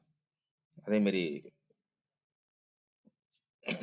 நண்பர்கிட்ட டாக்ஸில போறோம் அப்படின்னா இந்த முறை இந்த முறை நீங்க கொடுங்க, அடுத்த முறை நான் தரேன், அப்படி அந்த மாதிரி ஒரு இது பேசுறது எல்லாமே அவரவே கொடுக்க வைக்கிறது. அந்த மாதிரி ஒரு இதெல்லாம் இருக்குது. அதே மாதிரி மற்றவங்க கருத்துக்களுக்கு மதிப்பு கொடுக்கணும். அது அது நல்லதாவோ கெட்டதோ, ஆனா அவங்களுடைய கருத்தை வந்து வரவேற்கணும், மதிப்பு கொடுக்கணும். அதை நம்ம சாய்ஸை வச்சுக்கலாம். அதை வந்து நம்ம ஒரு உதாசீனப்படுத்துற மாதிரி பேசக்கூடாது அப்படிங்கிற மாதிரி. அதே மாதிரி அடுத்தவங்க பேசும்போது ஸ்டாப் பண்ணக்கூடாது, இடமறிக்க கூடாது. அவங்க மனசுல இருக்கிறத நம்ம அவங்க என்ன நினைக்கிறாங்க, அவங்க என்ன மனசுல நினைக்கிறாங்கிறத அவங்க கொட்டட்டும். அதுக்கப்புறம் நம்ம பேசுறது நல்லது. அப்புறம் அது நல்லதா கெட்டதான்னு அவங்களுக்கே அப்புறம் பின்னாடி தெரிஞ்சிடும். அப்புறம் நீங்க ஏதாவது கிண்டல் அடிக்கிறீங்க, ஏதாவது அது வந்து கிண்டல் பண்ணும்போது அவரு ரசிக்கல அப்படின்னா திரும்ப வந்து அதை செய்யாதீங்க. ஏன்னா அவருக்கு வந்து நம்ம கிண்டல் பண்றது அவருக்கு பிடிக்கல அப்படின்னு அர்த்தம். அதை திரும்ப திரும்ப நம்ம கிண்டல் பண்ணி அவங்கள வந்து மன உளைச்சலுக்கு ஆளாக்க கூடாது. அவங்கள வந்து அவருக்கு பிடிக்கல அப்படின்னா அதை அப்படியே விட்டுறணும் அப்படிங்கிறது. ஆஹ்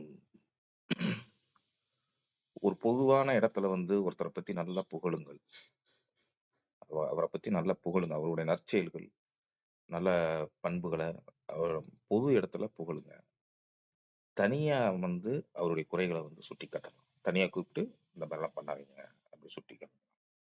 பொது இடத்துல வந்து குறைகளை வந்து அவருடைய குறைகளை, யாருடைய குறைகளா இருந்தாலும் பொது இடத்துல வந்து அவங்கள்ட்ட சொல்லக்கூடாது அப்படிங்கிற மாதிரி. அப்புறம் ஒருத்தர் குண்டா இருக்காரு அப்படின்னா அவங்களுக்கு போயிட்டு என்னங்க இவ்வளவு குண்டா இருக்கீங்க, ஏன் இவ்வளவு உடம்ப இழைக்க கூடாதா, அது பண்ணக்கூடாதா, இது பண்ணக்கூடாதா அப்படின்னு அட்வைஸ் எல்லாம் நம்ம பண்ண வேணாம். அது தேவையே இல்லை நமக்கு. அதே மாதிரி யாராவது போட்டோவை ஏதோ ஒன்று காமிக்கிறாங்க மொபைல்ல அப்படின்னா உடனே கேலரியில போயிட்டு அதுக்கு அடுத்த போட்டோ என்ன, இடது போட்டோ என்ன அப்படின்ட்டு சும்மா அப்படி திருப்பி திருப்பி பார்க்க கூடாது. அடுத்து என்ன இருக்கும் அப்படின்ட்டு. அப்புறம் நான் டாக்டர் அப்பாயின்மெண்ட் இருக்கு, நான் போகணும் அப்படின்னு யாராவது சொன்னாங்க அப்படின்னா உடனே வந்து என்ன என்ன என்ன நோய், என்ன ஏது அப்படின்ட்டு அவங்கள்ட்ட வந்து ரொம்ப நோண்டிலாம் கேட்கக்கூடாது. அப்படியா, சரி போயிட்டு வாங்க, நல்லா சீக்கிரம் நீங்க நலமடைவீர்கள் அப்படின்னு சொல்லி அவங்கள வாழ்த்தி இது பண்ணாம அவங்கள்ட்ட வந்து தேவையில்லாம நோண்டி எதுவும் கேட்க தேவையில்ல. அப்புறம் யாராவது நண்பர்கிட்ட யார்கிட்ட நேர்ல பார்த்து பேசும்போது போனே நோண்டிக்கிட்டு இருக்காதீங்க. ஏன்னா அவங்கள வந்து அவங்கள வந்து உதாசீனப்படுத்துற மாதிரி ஒரு ஃபீலிங் ஆயிடும். அதனால யார்கிட்ட பேசினாலும் அவங்க முகத்தை பார்த்து கண்ணை பார்த்து பேசுங்க. அதே மாதிரி அட்வைஸ் அந்த மாதிரி தேவையில்லாம அட்வைஸ்லாம் எதுவும் பண்ண வேண்டாம். அப்புறம் யாராவது இந்த ரொம்ப நாள் கழிச்சு வந்து பார்த்தா அப்புறம் எவ்வளோ சம்பளம், என்ன ஏது அப்படின்ட்டு அந்த சம்பளம் அதை பற்றிலாம் எதுவும் கேட்காதீங்க. அவங்களா சொன்னா ஓகே. அப்புறம் யாராவது நம்மளை சந்திக்க வராங்க அப்படின்னா அப்படி கூலிங் கிளாஸ் போட்டு அப்படி ஒரு மாதிரி கெட்டப்பா அப்படி பேசாம, கண்ணாடி போட்டுக்கிட்டே பேசாம கண்ணாடி கழட்டிட்டு கண்ணை பார்த்து பேசுங்க. அதுதான் நல்ல விஷயம். அப்புறம் யாரோட தனிப்பட்ட பிரச்சனையிலும் போய் நேரடியா போய் வழியே போய் தலையிடாதீங்க. அதே மாதிரி பொது இடங்கள்ல, பேருந்து நிலையத்துல, ரயில் நிலையத்துல மொபைல் போனை உபயோகப்படுத்தும் போது ஹெட்போனை மட்டும் யூஸ் பண்ணுங்க. ஸ்பீக்கரை வந்து போட்டு பேசாதீங்க அப்படின்னு ஒரு சின்ன சின்ன விஷயங்களா வந்து இந்த மாதிரி ஒரு நற்பண்புகள், செல்ஃப் டிசிப்ளின் சொல்லிட்டு ஒரு வாட்ஸ்அப்ல ஒரு செய்தி வந்தது. ஸோ அதுவும் இப்ப சௌந்தர்யா அவங்க பேசும்போது இதெல்லாம் வந்து நம்ம அன்றாடம் பார்க்கின்ற ஒரு நிகழ்வுகள் தான். அதுல நம்ம கொஞ்சம் இப்படி இருந்துக்கணும் அப்படிங்கிறதுக்காக அந்த செய்தியை பார்த்தேன், இதை பகிரணும்னு ஆசைப்பட்டேன். வாழ்த்துக்கள் சௌந்தர்யா, நீங்க இந்த சின்ன வயசுல இவ்வளவு ஒரு மெச்சூர்டான ஒரு நல்ல ஒரு உரையை கொடுத்துருக்கீங்க. சிறப்பு. வாழ்த்துக்கள், வாழ்த்துக்கள் சௌந்தர்யா. நன்றி. மிக்க நன்றி. சின்ன சின்ன விஷயங்கள் நம்ம இன்றைக்கு பின்பற்ற வேண்டிய விஷயங்கள் அப்படின்னு நீங்க நிறைய விஷயங்கள் பகிர்ந்துக்கிட்டீங்க. நிச்சயமா நம்ம அதுல ஏதாவது ஒரு சிறு தவறு பண்ணியிருந்தால் கூட அதை நம்ம சரி பண்ணிக்கிறதுக்காகவோ இல்ல கத்துக்கிறதுக்கான நிறைய விஷயங்கள் இருந்தது. மிக்க நன்றி. விந்தியா கௌரி அம்மா வணக்கம், நீங்க பேசலாம். அனைவருக்கும் வணக்கம். நற்பண்பு குறித்து சௌந்தர்யா அவர்கள் பேசியது அருமையாக இருந்தது. இன்றைக்கு சில பண்புகள் குறைந்து வருது, அதை பகிர்ந்துக்கலான்னு நினச்சேன். விருந்தோம்பல் பண்பு உலகத்திலேயே தமிழர்களிடத்து தான் அதிகம். வெளிநாட்டுக்கு போன ஒருத்தருக்கு தமிழர்களுக்குள்ளேயே தமிழர்கள் அருமையாக உதவியாக இருக்காங்க. பிற நாட்டு மக்களுக்கும் முன்வந்து பல உதவிகளை செய்கிறாங்க. வந்தாரை வாழ வைக்கும் தமிழகம். அது மட்டும் இல்லை, வெளிநாடுகளுக்கு போனாலும் அவ்வளோ ஒரு மனிதநேயத்தோடு இருக்காங்க. உலகத்துக்கே பறைசாற்றுகின்ற ஒன்று, மிகவும் நன்றான ஒன்று அப்படின்னா ஒருவனுக்கு ஒருத்தி, ஒருத்திக்கு ஒருவர். இந்த இரண்டும் தொடர்ந்து இருந்தா உலகத்திலே உயர்வான மனிதர்கள் தமிழர்கள் தான் நான் சொல்லுவேன். ஆனால் இன்று சிலர் இதை கடைபிடிக்க தவறுறாங்க. அவங்களுக்கு நாம் பெரியவங்க நல் வழிகாட்டுதலாக இருக்கணும்.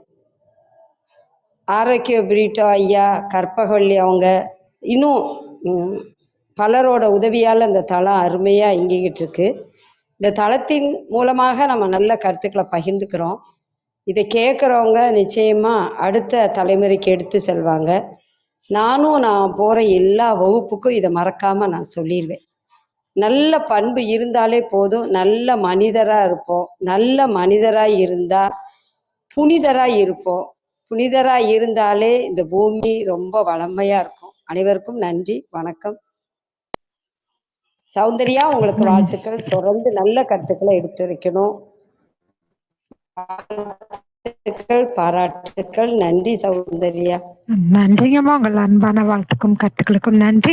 அடுத்த தலைமுறைக்கு இந்த நற்பண்புகள் கொண்டு போறது அப்படிங்கிறது உங்களை மாதிரி ஆசிரியர்கள் கையில இருக்கிறதுனால நீங்க நிறைய மாணவர்களுக்கு வழிகாட்டிட்டு இருக்கீங்க. மிக்க நன்றிங்கம்மா. சரவணன் கண்ணா வணக்கம், நீங்க பேசலாம்.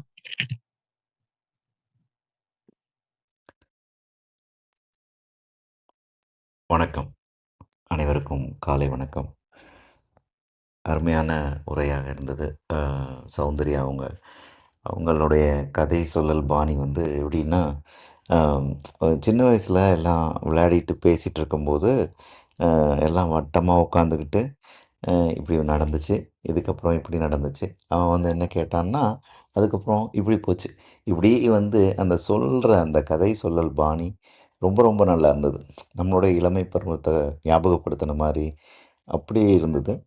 அதோடு சேர்ந்து அறிவுபூர்வமாகவும் அறிவியல் பூர்வமாகவும் நிறைய விஷயங்களை அவங்க அழகாக கோர்த்து சொன்னாங்க. அவங்களுடைய அந்த துள்ளலான இந்த குழந்தைமையான ஒரு பேச்சு ரொம்ப ரொம்ப அழகாக இருந்தது. நிறைய இன்ஃபர்மேஷனோடு இருந்தது. அது அது அதை தொடர்ச்சியாக அருள் சேவியர் சொன்ன அந்த விஷயங்களும் நம்ம அவர் சொல்ல சொல்ல டிக் பண்ணிகிட்டே இருக்கேன் நான். எது எது பண்ணுறோம், எது பண்ணலைன்னு. ஆல்மோஸ்ட் எல்லாமே கவர் பண்ணிட்டோன்னு தான் தோணுச்சு.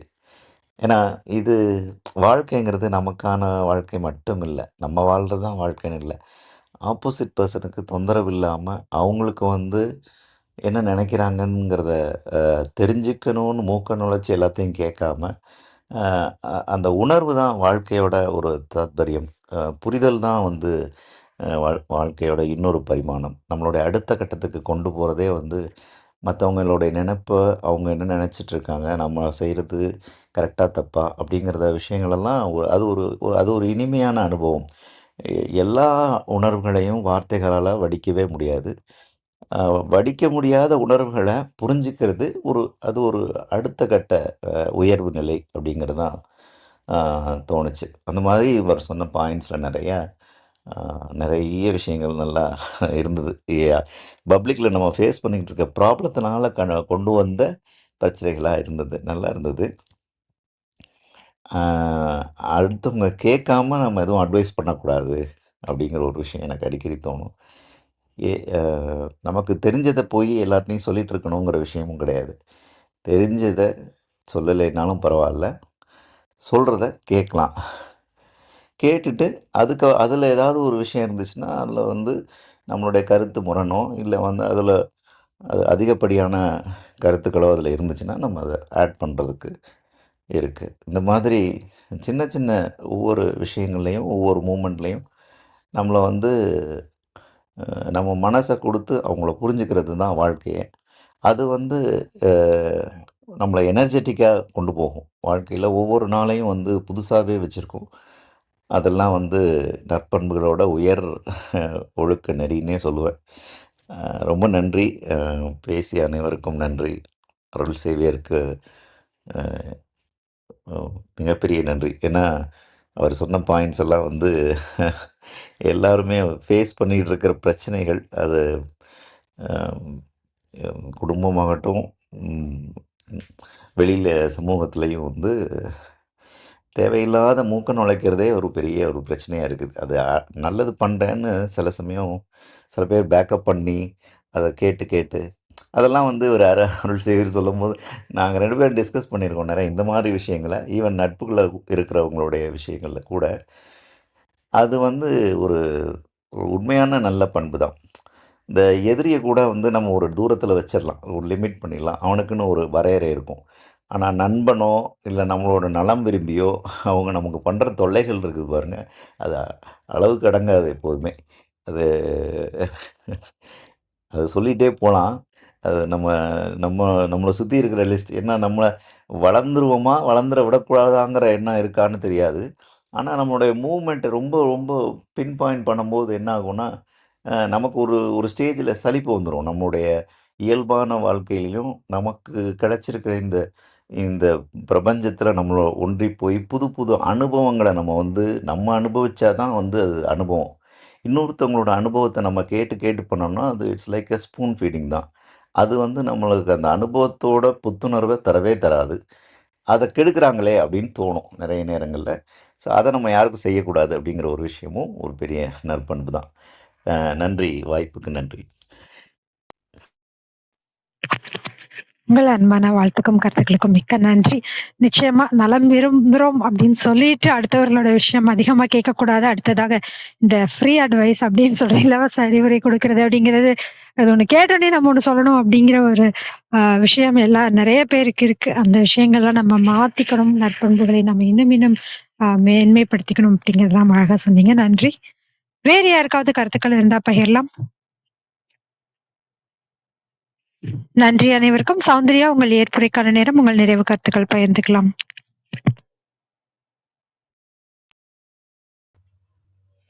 எனக்கு நல்ல ஒரு வாய்ப்பை ஏற்படுத்தி கொடுத்த ஆரோக்கிய பிரிட்டோ ஐயாவிற்கும் பல வாழ்த்துக்களை கூறிய ஐயா அவர்களுக்கும் அம்மா அவர்களுக்கும் மனம் நிறைந்த நன்றியை தெரிவித்துக் கொள்கிறேன். நன்றி. மிக்க நன்றிங்க சௌந்தர்யா. அதிகாலையில் நற்பண்புகள் குறித்து நிறைய